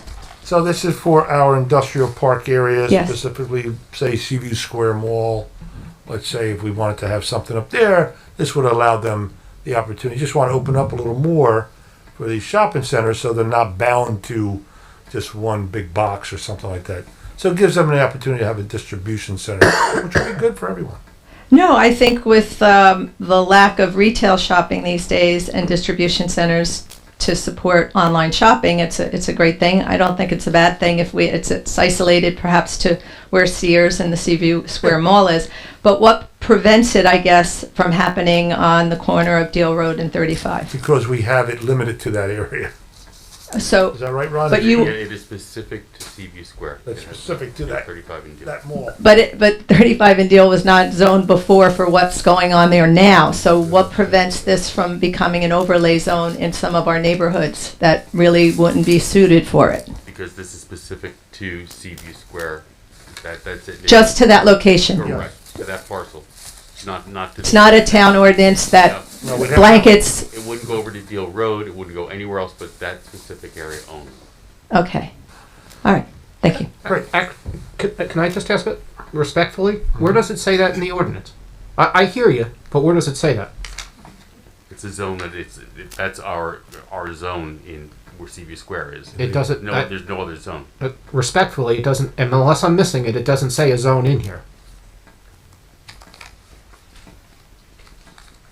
It only applies there, ladies and gentlemen, please.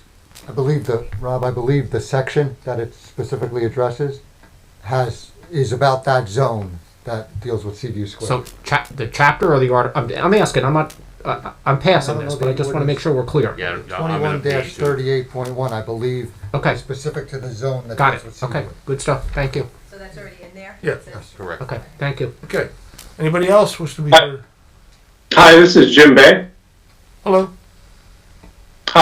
Do you already have a candidate to fill one of those acreages on Seaview Square? No comment at this time. I don't know. I mean, the owner of the shopping center may. He controls tenancy there. I don't know, but I think it's a good. You have not been contacted by a. Me personally, no. The municipality has not been requested to put in a distribution facility there yet? Didn't say that. Just say we're going to leave that in the hands of the property owner at this time. I think it's a positive thing for the township. Okay, going in behind Walmart is an Amazon facility, and there's just shy of 800 vehicles there and 200 employees on multiple shifts. So it is substantial when a distribution center goes in. Yeah, I think that's a Thank good you. spot. You're welcome. I think it's a good spot for it. Anyway, anybody else wishing to be heard? Okay, please make a motion to close the public hearing on ordinance number 2347. I'll make a motion to close the public hearing on ordinance 2347. Second? I'll second. Deputy Mayor Napolitani. Yes. Councilmembers Achara. Yes. Donlin. Yes. Fisher. Yes. And Mayor Siciliano. Yes. Action please on ordinance 2347. I'd like to introduce ordinance 2347 for adoption and to publish according to law. Great. Second? I'll second. Deputy Mayor Napolitani. Yes. Councilmembers Achara. Yes. Donlin. Yes. Fisher. Yes. And Mayor Siciliano. Yes, and one more for adoption. We have ordinance 2348. Ben, would you read the title, please? An ordinance authorizing the exchange of property interests in the township between the Township of Ocean and Brielle Avenue LLC. Great. I'd like to open the public hearing on ordinance 2348. Second? I'll second. Deputy Mayor Napolitani. Yes. Councilmembers Achara. Yes. Donlin. Yes. Fisher. Yes. And Mayor Siciliano. Yes. Anybody wishing to be heard on ordinance number 2348, please state your name and address for the record. This is Peter Young, 610 Deal Road. What exactly is being exchanged? Oh, so it's a piece of property that the township owns up in our industrial, what I used to call the Sand Hills, our industrial park there by Neely Boulevard. I don't know if you know where that is. It intersects with, think of the big tower that's up on the Sand Hill there. There's a piece of property in that area. Developer owns a piece, but it's a trapezoid, and we own a piece, and he just wants to square his off. So it's better suited for whatever use he may have that's zoned for that area.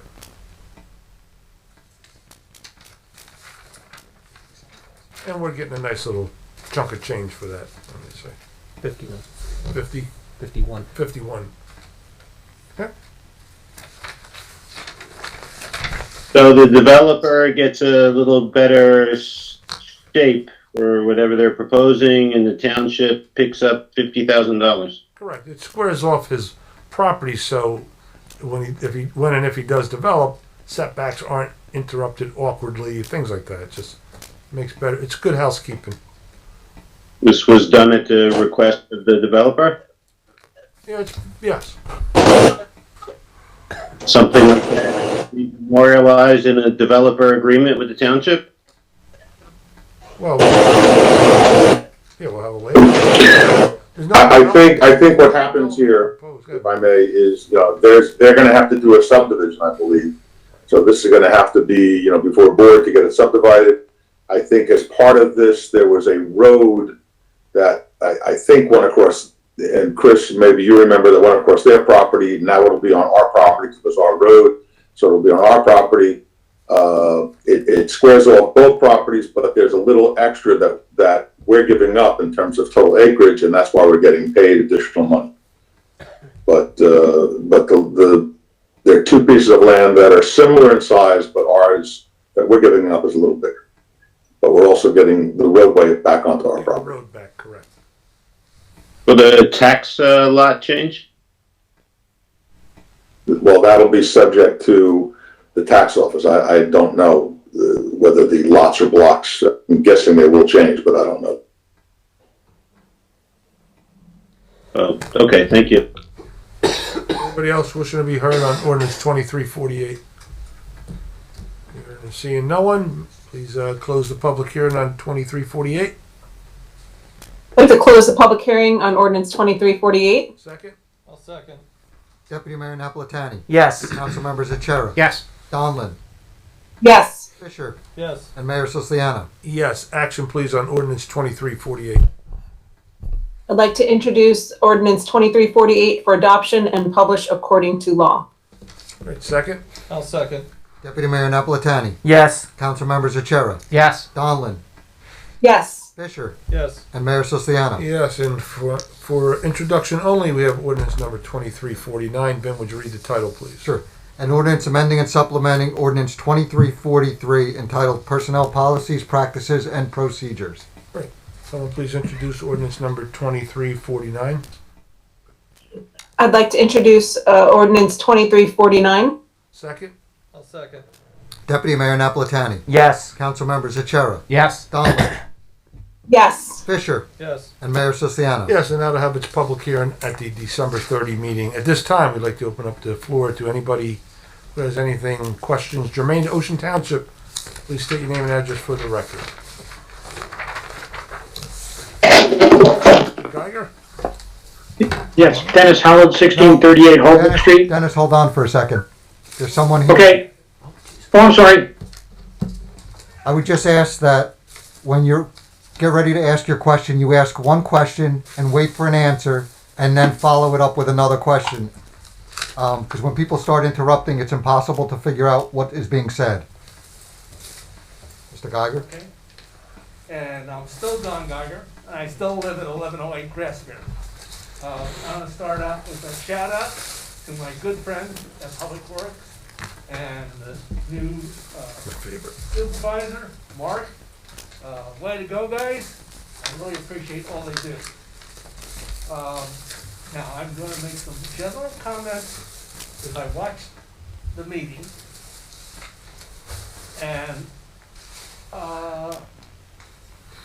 general comments and then some individual questions. Number one, I think it was very interesting when the meeting was held.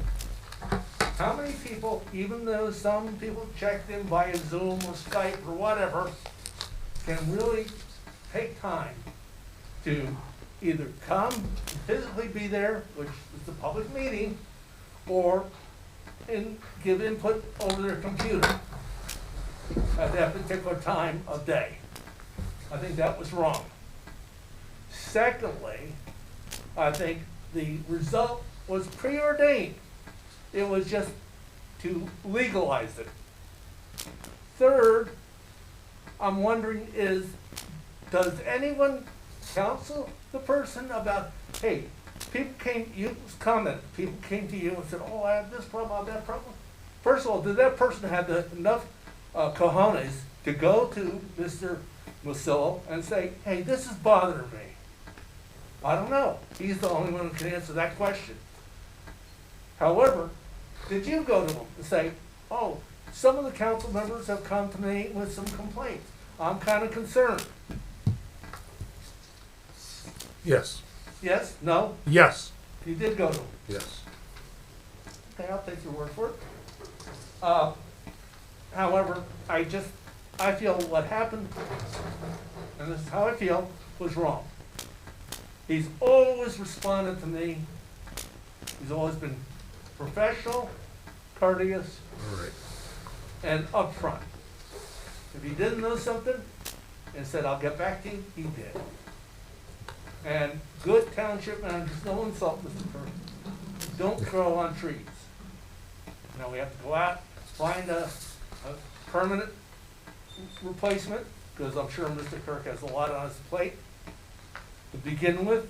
And for what it's worth, you mentioned, oh, well, the managers of the departments, well, they got a lot on their plate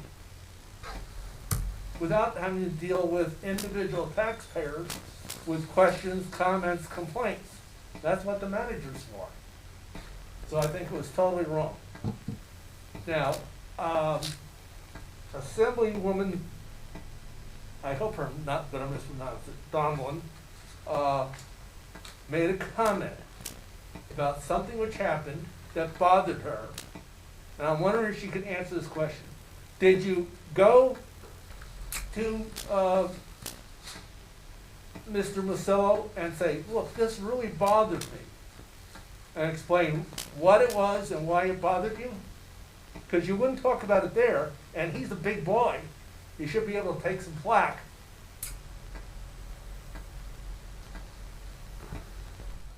Okay. It's hard for me to talk about it in a public forum, but I think it was something that bothered everybody, and it was pretty clear to him what his behavior was doing. So I don't think it even needed a discussion at that point. And I would like to say that, you know, and I've tried to have the council members not discuss specific instances or what happened, because that's not fair, frankly, to Mike. He has the right to have a hearing, and if he wants to have that hearing, those issues be discussed, but you know, that's up to him. You don't air that in public unless the employee wants that public hearing. So I would say any individual issues or problems or whatever there might have been should await a public hearing if that's what Mike decides to have. So it's really not something to be discussed by the council people at this point. You can indicate that you're upset with it. You can indicate your objections to it, Don, but it's really not something they should answer in terms of any issues that they had. Well, that's what bothers me. Was that or was that not a public meeting? It was. It was. And your additional comment is you were adverse to talking about it because it might upset, bother Mr. Musso. And again, he's a big boy. He knows how to take flack.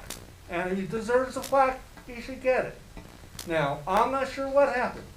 And you're saying everyone was bothered by this? That's what I heard you say. The vote was 4-1. I realized that at the meeting, but I meant whatever happened previously that upset Congress, Assemblywoman. You keep moving her up. Yeah, Councilwoman. Councilwoman, yes, Councilwoman. Oh, hey, Got a promotion. I got a tongue tied. What can I say? Yeah, next. We don't know what that was, and it was serious enough to involve all the council. Well, then, don't we have a right to know? Well, here's the thing, and I think Mr. Arbus alluded to it. Other council members may want to answer, as Rob made a statement yesterday. I chose not to speak to it because there's still potential litigation hanging in the balance for 29 more days. So until that time, I'm going to say very little about the matter. Well, then it shouldn't have been a public meeting.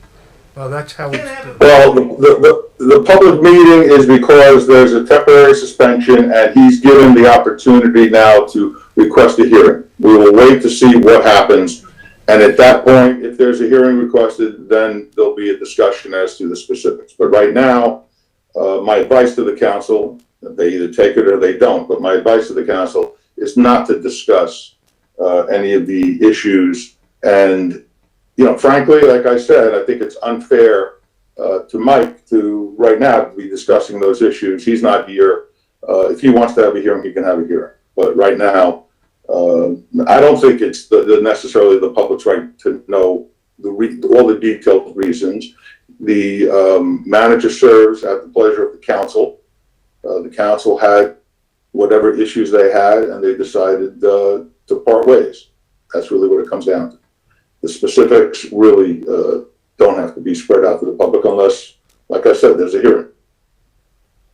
Well, for what it's worth, I hope there is, because I'd like to have more information. But this is just based on my own personal interactions with Mr. Musso. So what do I know? I'm just the mushroom. Not having some mushrooms? Yes, sir. Okay. But one other remark real quick, and then I'll close. I don't remember when I listened to it. I might have escaped my ears. The word ashamed coming out of Councilman Achero's mouth. He said embarrassed. Oh, embarrassed. Yeah, that's Again, I don't. that's next level of shame. But it could have been, might have been, I don't know. But I'd like to compliment him. Thank you for your stand. And indicating some of the problems with what was done. And on that note, that's all, folks. Thank you. Anybody else wishing to have any questions or comments for wishing to be heard tonight? What's the matter? Dennis, before you Yeah, have. this is Peter Young, 610 Deal Road. Just to be clear, Mr. Arbus refers to the interests and protecting the interests of Mike, but in no way does Mr. Arbus at all represent Mike's interests at all, right? He really acts as counsel to you and to the council members, right? Correct. So, your motive, just to be clear, your motive is to your client, not to Mr. Rusillo. And I feel somehow like you're kind of dissembling a little bit and saying, "Oh, we're looking out for Mike," but you have no role to look out for Mike. Correct? Well, I think I have a role in an attempt to be fair and to be fair to everybody, including him. And frankly, again, we could have a public hearing. That's what the resolution says. It talks about potentially a public hearing. And if we have that public hearing, then all of this will be discussed. So that's when to bring out whatever the issues are, not here, not now, not on what is in essence a temporary resolution.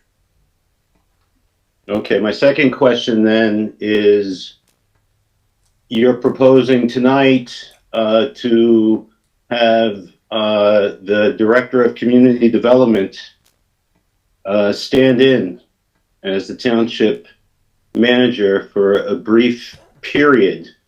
And I did go look, Marty, you had sent some, I guess you had referred to the removal under the statute, and it talked about the relevant experience of a township manager. Does Mr. Kirk have relevant experience? I mean, I don't really know his background or resume. He's a community development officer. Like, how do we feel his experience is relevant to standing in for Mike? Well, I mean, I'll let Mr. Kirk respond to that, but bear in mind that, when Mike has been the manager, when he's left, whether it's for vacation or for any other reason, the person standing in for him was Ron Kirk. So he has been in that position as the, in essence, temporary manager when Mike was unavailable, or Mike, I think, had a 2-week vacation, or for whatever reason, he has stayed in that position. He is obviously familiar with the township and its issues because, frankly, as the community, in his capacity as the planning administrator, whatever title that he has, I think he's dealt with a lot of the issues that the township deals with. So I'll let Ron answer, but the bottom line is he certainly has a strong connection to Ocean Township and knows what's going on in Ocean Township, and he's also been in that position when Mike has not been around. My turn? Well, it'd be nice to hear from Ron about that, sure. Okay, while my bachelor's degree is in sustainable land use and planning, I have 31 years of progressive, responsible experience in municipal government. I'm certified by the state as a certified public manager, and I also have 9 credits towards my master's in public administration. While those credentials are above and beyond many administrators' expertise, so to speak, that's what I bring to the table. See, that's even more than I knew. Other than temporarily serving, to substitute for Mike, you've never held a similar position before. You're really specialized in land use. No, when you're managing a department, my department here is land use, it's code enforcement, it's construction, it's housing, it's fire. I mean, I have probably 20% of the township on a normal day-to-day. Being a manager is being a manager, whether you're managing code enforcement or public works or any other department. It's just collected. Oh, okay. So if Mr. Gallagher for some reason couldn't serve for a couple of weeks, you could stand in for Mr. Gallagher as well. Well, Mr. Gallagher is a statutory position like the construction official where you have to have those licenses in particular in order to fulfill his role. I could, in fact, be the construction official because I also possess that license. I could be the fire official because I possess that license. But you can't just simply step in for a certified municipal finance officer without that license. Nor could any administrator or manager without that license. So your experience and background and education, you feel very qualified to stand in for a township manager. I do. Okay, it's good to know. Thank you for that reassurance. Do we have any idea how long this assignment might be? I mean, it's obviously temporary. Is it 30 days, 60 days, 90 days? For me in the position, it will be for 30 days, and the mayor and council will make a decision at the end of this month as to their direction for the township. Thank you. Thank you. Anybody else? Chris? Can you guys hear me? Yes. Yes, state your name and address for the record, please. Joan Dameray, 1633 Melville Street. Okay. Yes. I just want to make sure you guys can hear me. This is kind of awkward. We can hear you, Joan. I just have a question on the, I just noticed, I was trying to follow along. On 2020-04, you guys are passing the resolution and setting up a developer's agreement for where the Oakhurst Country Day School used to be. Is that correct? Yes. I can't remember. In there it says R3, alternative single family overlay residential option. Are those single family homes? What does that represent? Yes, single family homes.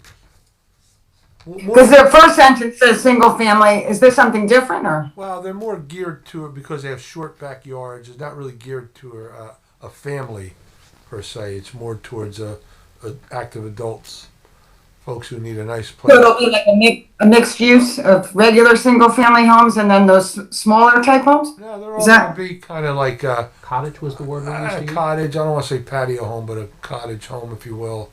You know, direct entry garage, short backyards. You know, like I say, more conducive to people. Is there a reason it's R3? Yeah, 3. Instead of all being R1? Well, R3, 3 homes per acre. That's what the zone. And what's R1? 1 home per acre. Okay, so it's mixed. It seems like there's 18 homes total and there's a mixture of them?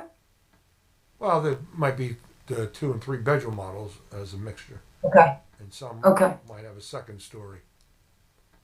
And is the timeline for that, you know, are they working on getting going? I know it's approved, so I just wanted to know what the plan is. When I graduated high school, This has been approved for a very long time. They're just now getting themselves together. I would think that with the market the way it is presently, they would have an incentive to move forward with it in the next year.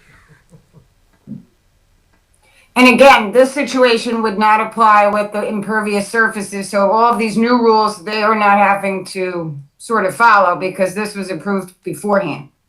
My opinion would be that they would have to follow as they were approved at that time, not the new ordinance. Okay.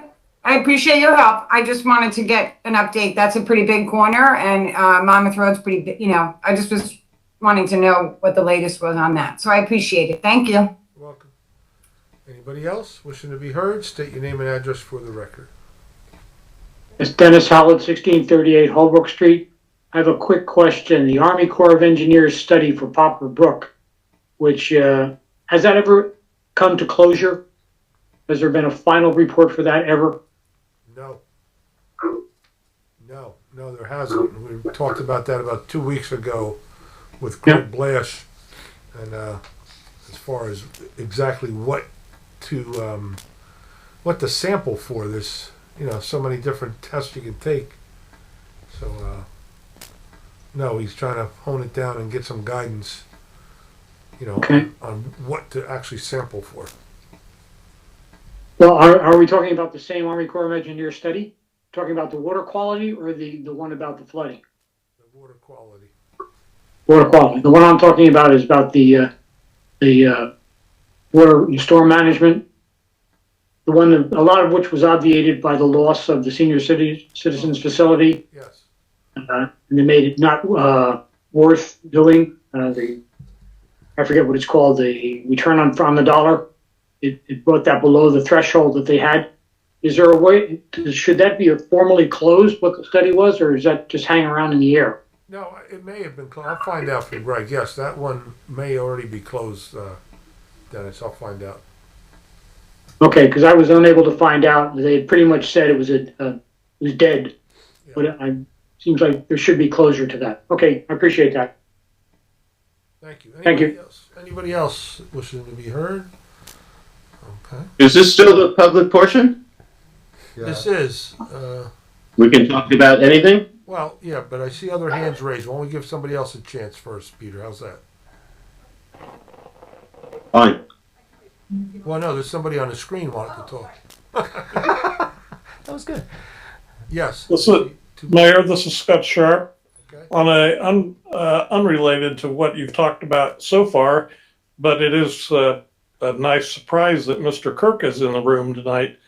Could between you and Mr. Kirk give a status of what is happening, if anything, by either the council or the planning board with respect to the development of a Township of Ocean master plan?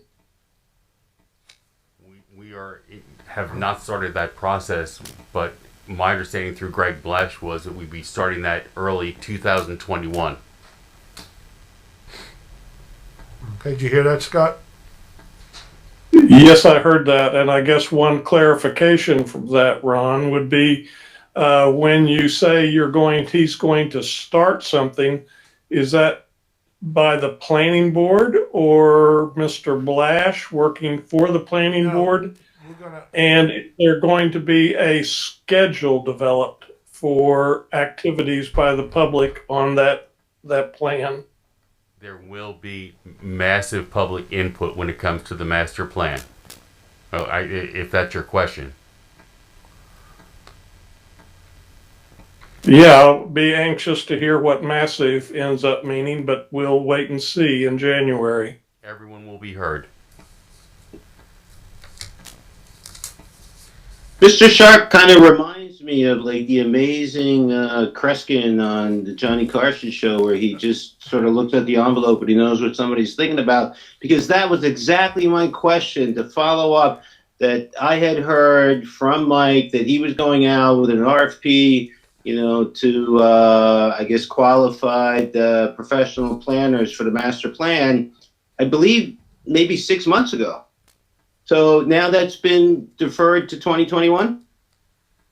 Well, the plan was We always have 30 2020. days, and we have to go for an RFP from here. I don't see how it's not 2021. I think it was always 2021. Yes. Yes, yes, it was.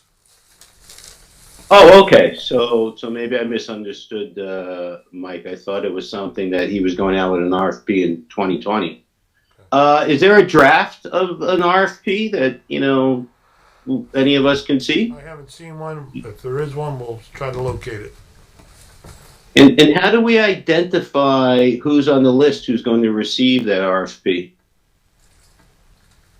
When the RFP is available, it'll be advertised as required.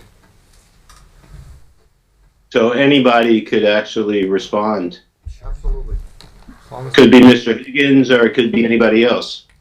As long as you meet the qualifications. Okay, that's good to know. And then I might have missed, is there something with Mr. Blatch who's being referred to as township engineer? He represents the firm of Avakian, who was the township engineer. Yes. Okay, so this has nothing to do with Mr. Fitzgerald. No, he's a planning board engineer and a zoning board engineer. Okay. Thank you. You're welcome. All right. Well, looks like we're getting ready to wrap up. Anybody else? Yes. Yeah, Mr. Mayor. Sylvia. Yes. Is there somebody else I can wait? Okay. And it's Mayor Michael Palutis. Wait a minute, Sylvia. Oh, I'm not getting it. Sorry. Oh my God. Oh boy, broke it again. It's a. It's like Vinny, you're getting the raise, not John. All right. Joy got it. Hey, 35. Okay. Oh, no. I'll be breathing and I'll be smoking in your face. I think they split. Okay. Well, they put it too high for me. That's the reason. There's a reason for that. There's Okay. a method to our madness. Okay. Got it. I hear you. Okay. All right, Mayor and Council. I sent an email this week on a number of subjects that I had questions on and I wanted to talk about, and nobody answered the email. I sent it actually to you, Chris, and then I CC'd the council. But I understand, with what went down yesterday, maybe everybody was a bit distracted getting ready for that meeting. But I noticed that there were things that I wanted to discuss here that it seems were discussed earlier at the workshop meeting. Which I was working, so I couldn't attend at 5.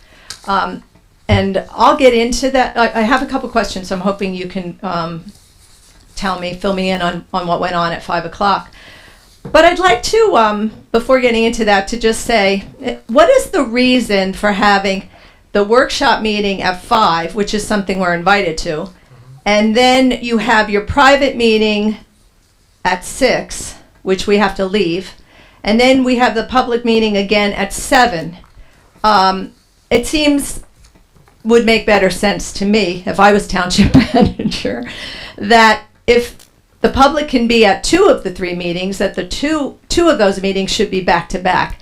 Because I was sorry I had to miss the 5 o'clock because of work, as I said. And there were many issues there that I had in my email and I wanted to speak about. Nobody responded to me, and now I missed that part of the discussion. So I'd like to ask if some of you tonight can, just before we wrap up, update me.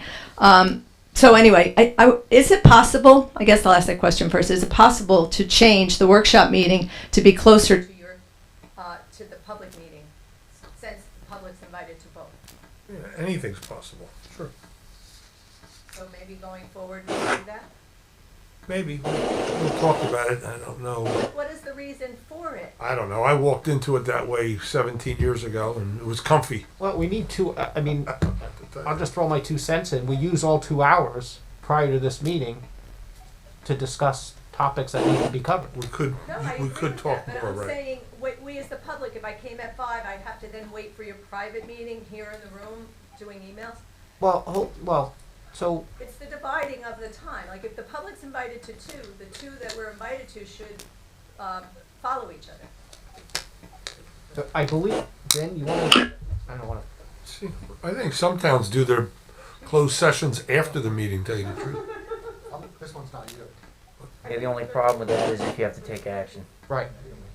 Some of them do closed sessions. Yeah, I think typically you do the closed session when we do it, because frankly, the workshop open session, usually, it's not like we start the closed session at 6. We've been there and had the public workshop go from 5 till a quarter to 7, or whatever.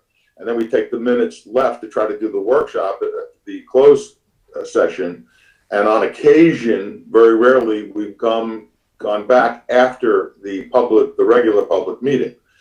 So it gives us that option to do that if we haven't finished everything for the closed session.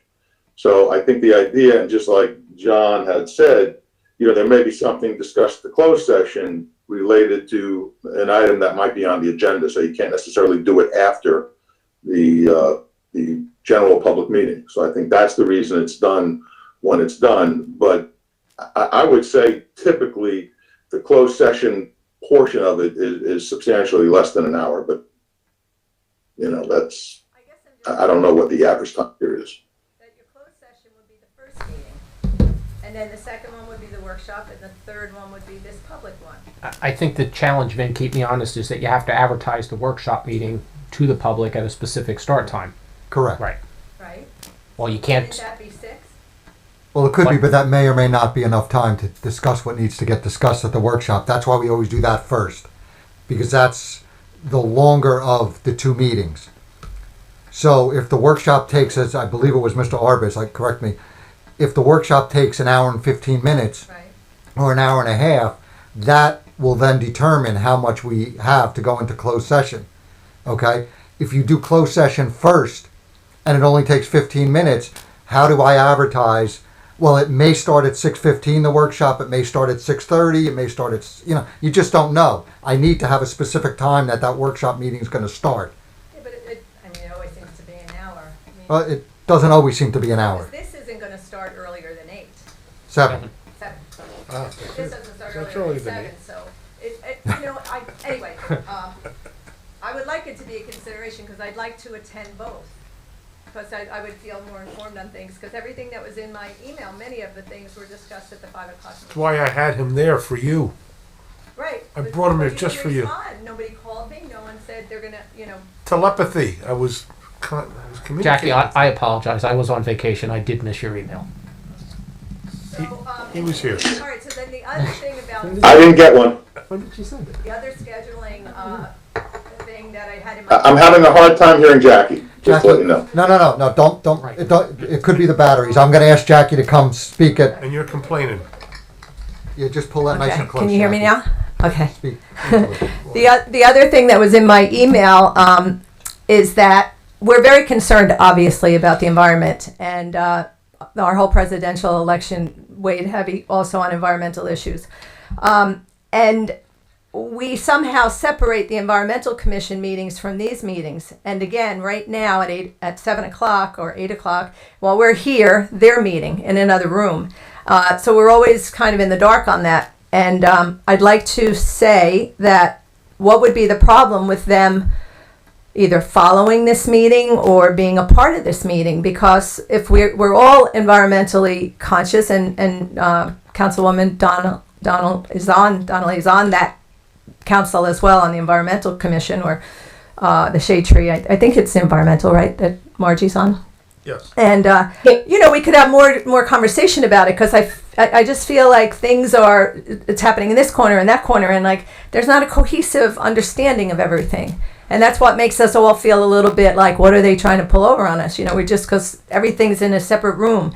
And I think again with COVID and where we live, we just feel so much more connected to things. And I think that it would be nice to feel more involved in some of these discussions. The Environmental Commission came up with a new tree ordinance, which sounded terrific, and I had hoped we'd get to hear it. I don't know if you've passed it yet. Was it passed? No. It wasn't an ordinance. It's still a work in progress. It's in the works. Oh, sorry, Marge. It's a work in progress? Yeah. So I guess what I would like to ask, if the Environmental Commission could be part of a segment of our regular meetings, because it would break up all of the ordinance. We'll do the ordinance, do the serious stuff, and then for the people that want to stay for the Environmental Commission, who have an interest, can continue on, and people that don't have an interest can leave. But we would at least be able to know what's going on, because it's happening at the same time we're meeting here. I'd like to throw my 2 cents in. I agree with the meeting shouldn't be at the same time. I don't think they could be incorporated together, but I'm with you. Let's see if we can find an alternative. I don't think we're going to change ours, so hopefully they can change They theirs. could follow us. I don't see them starting at 9 o'clock either. I mean, these meetings could Yeah, but maybe they'd go shorter if we knew then we were going to, the Jackie, people were waiting. I would ask that if we can bring it up as a council and ask the Environmental Commission if they would consider moving. That's my 2 cents. But aren't they appointed by the mayor? I think he can tell them Just to the do mayor, that. He's the only guy. No. It's up to them. I'm gonna tell them. No. Here's the thing. Over the years, I think we moved our meetings more than anything. Correct. We used to be Monday, depending on who was working where. No, I guess We I'm were just. the moving target for years. Monday, Thursday. Try to Wednesday. accommodate. So we'll look at it for 2021. So what was discussed this evening about the bicycle and pedestrian safety plan? I'm really curious I wanted about to get that. an update for you, but you weren't here. So anyway, No one got back to my email. Did I miss an email? Did anyone return an email to me? bounce back. But anyway, I'll summarize for you. So Mr. Blash was here, and I asked him what's. Oh, he was here? Al was here? No, Mr. Blash. Oh, Mr. Blash. Yeah, because he's the one that oversees the project. So 80% of the pedestrian trails have been already put in from that plan. No, we can, we'll 80%. just get her. 80% of the bicycle. Of the pedestrian so far has been utilized and put in from that plan of 2010. Sadly, only about 22% of the bicycle path. And the reason for that, some of our main roads, you have Monmouth Road, which is a county road. They're going to be doing a new bridge, which takes 2 to 3 years, yada, yada, yada. They want to incorporate all this at the same time. So we're still actively pushing to pursue the bicycle portion. So you really interconnect the west with the east. I think that's, I have a plan that's pretty simple. The start would be come down Deal Road, Roller Road, there's a trail, bring you right to Sunset Avenue, and boom. From there, you can get into Asbury. And I would at least take those folks from the west side there. So we're really pursuing trying to get some of those more bike trails in. Yeah, Jackie, it might be hard to explain all this, but it was taped today, so it's going to be on YouTube tomorrow. Yeah, there you go. So that's just an option for you, okay? I know it'd be nice to hear it live, but you can go watch this all tomorrow. Well, I could have asked questions if I was there and it was live. So the tree ordinance update is also going. The whole thing is on YouTube. Is there anything you want to share with anyone who's listening tonight? They already saw it. Here? The public? That's cued in? If they were here, the meeting was, they were able to join then too. Yeah, there was the public was present at the workshop meeting, and we're Was everybody that's phoned in on the 5 o'clock? No, well, we're not going to poll everybody. No. Well, I don't think they do. I think the public, right. the workshop, because it's broken up with your private meeting, it isn't taken as seriously as this meeting. It isn't. Okay, so what happened was they're revising, they're tweaking their plan a little bit for the tree ordinance. We like it. It's very nice. And they're just going to come up with something that's probably reasonable. Maybe change the caliper of the tree base. Instead of 6 inches, 9 used to be the standard. Maybe they find something in between. But we all pretty much embrace the concept. So it's something once they really have it put together and ready to roll, we'll move on it. Well, I think it was important about, well, at least what I heard at your last meeting about how many trees are allowed to come down. And one of the comments you made coming from being a realtor was that it might keep people away as a deterrent if we're so strict about trees. And what I had said, I guess in another email that wasn't answered, was that I think actually, Chris, that it will bring in a more progressive group of people that I think the majority of people going forward are more aware of what's going on with our planet and global warming. And I think that if we're a community that stands for that and that we take that position, you'll get the right people buying here that care about the future in that way. I really do. I think it's a progressive and it's more forward way of thinking. And I think that would, there'll be more of people of the same mind instead of neighbors complaining this one's taking a tree down and the other one wants to hug it. It's out of sorts. This way, if we had that a more of official standard, then that everyone could follow. Isn't it more interesting? I don't think it'll keep people away. It's interesting to have neighbors that differ. No, it isn't. We have enough Makes problems great going on, cocktail right? So I understand with the Mr. Mayor, respectfully, has she had her 5 minutes? No, I know. Which time? Well, I missed that part. No, are you going to answer me in an email then, Rob? Will you answer my email? I'll Because even call you, Jackie. I'd like to know. I had asked. There was apparently $1 million given to us to fix up this pedestrian and bicycle safety plan that was given from Rutgers University. Al had organized that. He was the author of that, and it states that we had received $1 million to do that plan. Are you not aware of that? I'm not. Are you, Chris? No, I was there when Mr. Correckman presented the plan. And There was a grant. Are you aware of a grant? I'm not aware of us actually obtaining a grant. Maybe we didn't fulfill the obligations of his plan to get all the grant money. No, I can look into it, but I don't recall. Well, I had it in my email. Yeah. I asked you. That's why I was hoping. Jackie, in all fairness, No, I know it was a busy week. I understand. Overwhelmed. So can you all just look at that email and then maybe answer me, and then, we can discuss it again in a public forum or not? Why not? Because I know that Al was he worked very hard and he spent a lot of time, and we did see he did a beautiful presentation of it at one time. Good. Do you still have the slideshow of that? It may be somewhere. I don't personally have it, but it may be archived somewhere. I'm not sure. Could we maybe show it again? If we can find it, I'll see. We'll send it to you. Well, Well, I don't need. no, she I means at a think people in the town really would like to have, because a lot of the concerns that come about the 35 Deal Road, potential possible development, is that people ride their bikes, and they ride their bikes to Joe Playa Park, and they go from the east side to the from the west side to the east side. We don't have bike lanes there, and that's why I had posted this wonderful bridge that I had seen in Philadelphia on Peter and my last visit there, visiting nephew. And the bridge it kind of extends, like it starts on street level and then raises up very gradually as part of a park, and it's something that perhaps we could even do from Joe Playa Park, start the graduation. I know it's expensive to do something like that. $1 million, if that came from Rutgers, if that was a check that was actually received, then maybe if it hasn't been spent yet, we could apply it to that. But to have that three roads coming out of that development onto Deal Road from Logan and the right turn jug handle and the other one that can go left. Your That's point's taken. that's going to be a lot of pedestrian problems. So with this pedestrian safety and the bicycle, we need to have a plan, especially in that area, because people do go to the park. It's one of our main features in this town. And there's no way, people like to ride the bike there. It's so nice to ride your bike in that park. Yes. But you don't want to drive your bike to the park on your car. It defeats the purpose of keeping admissions out of the air. Anyway, I know I've gone over my time. I appreciate your patience, but if I would really appreciate you answering my email. Okay? Alrighty, we'll do. Thank you. Anybody And else? can I chime in? This is Ray Pocus. Mr. Mayor, can I ask a question? Not a question. I just wanted to No, say can I that. ask a question? Mr. Yeah, go ahead. Can I ask a question? Mr. I'm Paludas, just wait one waiting second. very patiently here. So, Mr. Paludas wants to ask a question. He hasn't been heard from, so we're going to go to Mr. Paludas.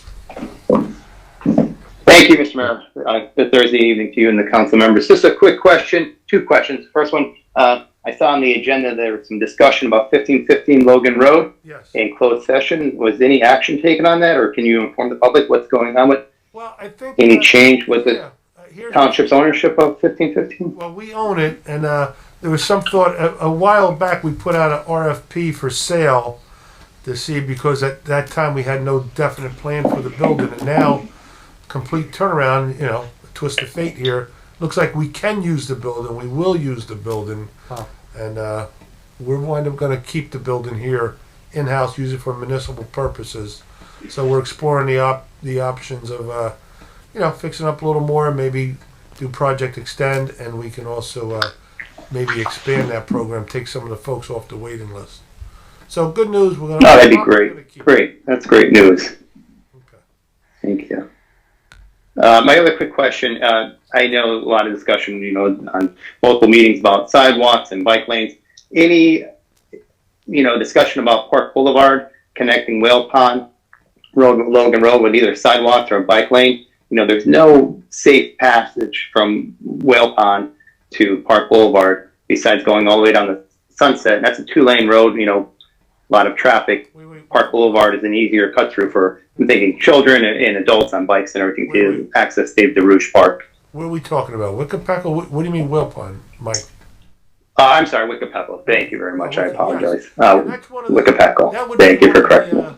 That would be one of the bike routes that when Greg and I met about it 3 years ago, we had a plan for Corleys, Wickapaco. That would be one of our routes. Yeah, because right now, even with the children, on the bus routes and stuff, there's no safe route for sidewalks walking down from Logan Road all the way down, A lot of options there. We just got to get them moving. I mean, I'd love to see it move quicker, but we'll see. Maybe this year will be our lucky year. All right, excellent. Well, thank you for the update, and thank you for the information on 1515 Logan Road. That's great news. All right. Ray Pogwis, were you still waiting on the caller? Yes, I am. Hey, thank you. I just wanted to point out that when Jackie raised the, she actually raised a valid point with the Environmental Commission being concurrently being held at the same time as the council meeting. I've always questioned that when I was chair. I think it would be advantageous to have possibly the Environmental Commission switch their night so some people from the Environmental Commission can possibly attend the meetings. We will, we concurred that we would explore either option of council or them, see what nights opened. Okay, very good. I want to weigh in on it. You said you were at Al Correcton's presentation for the NJDOT back in the day, about 9-10 years ago. You were there? Al Correctman did a presentation here. Yes, I know. In the old courtroom area. Correct, that's where I saw I was there. Yes, I was there for that.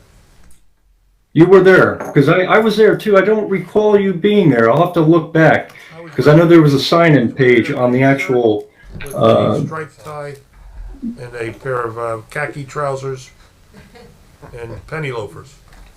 That was pretty cool, dude. Well, it's easily checked. I'm just trying to recall.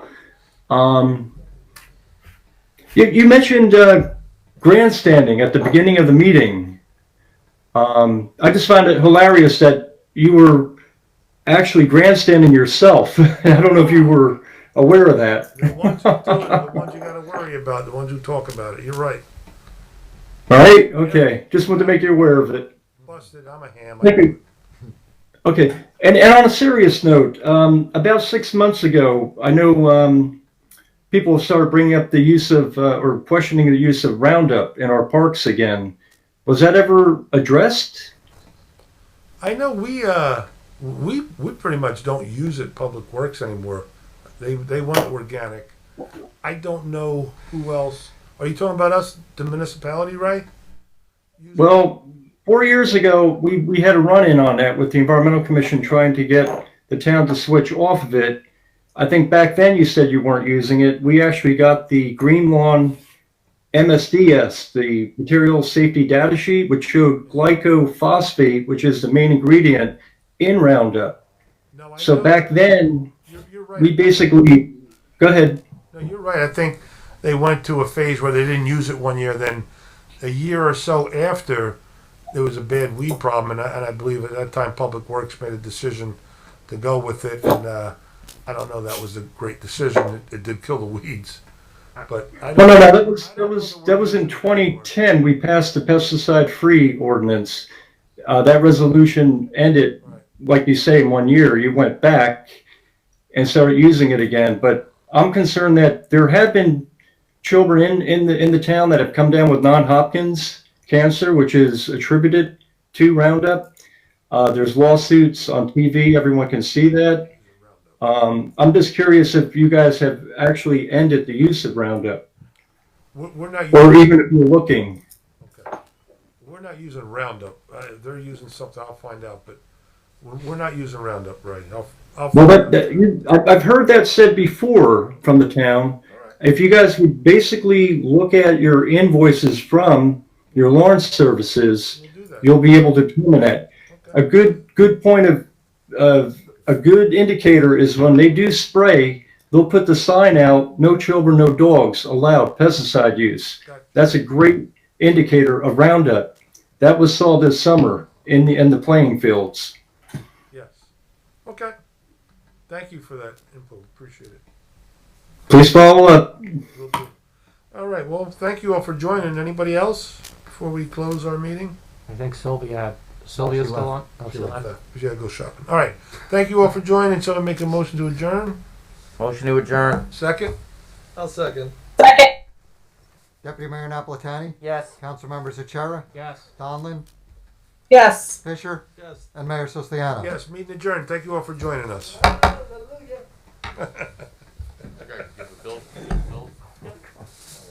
Hey, Chris.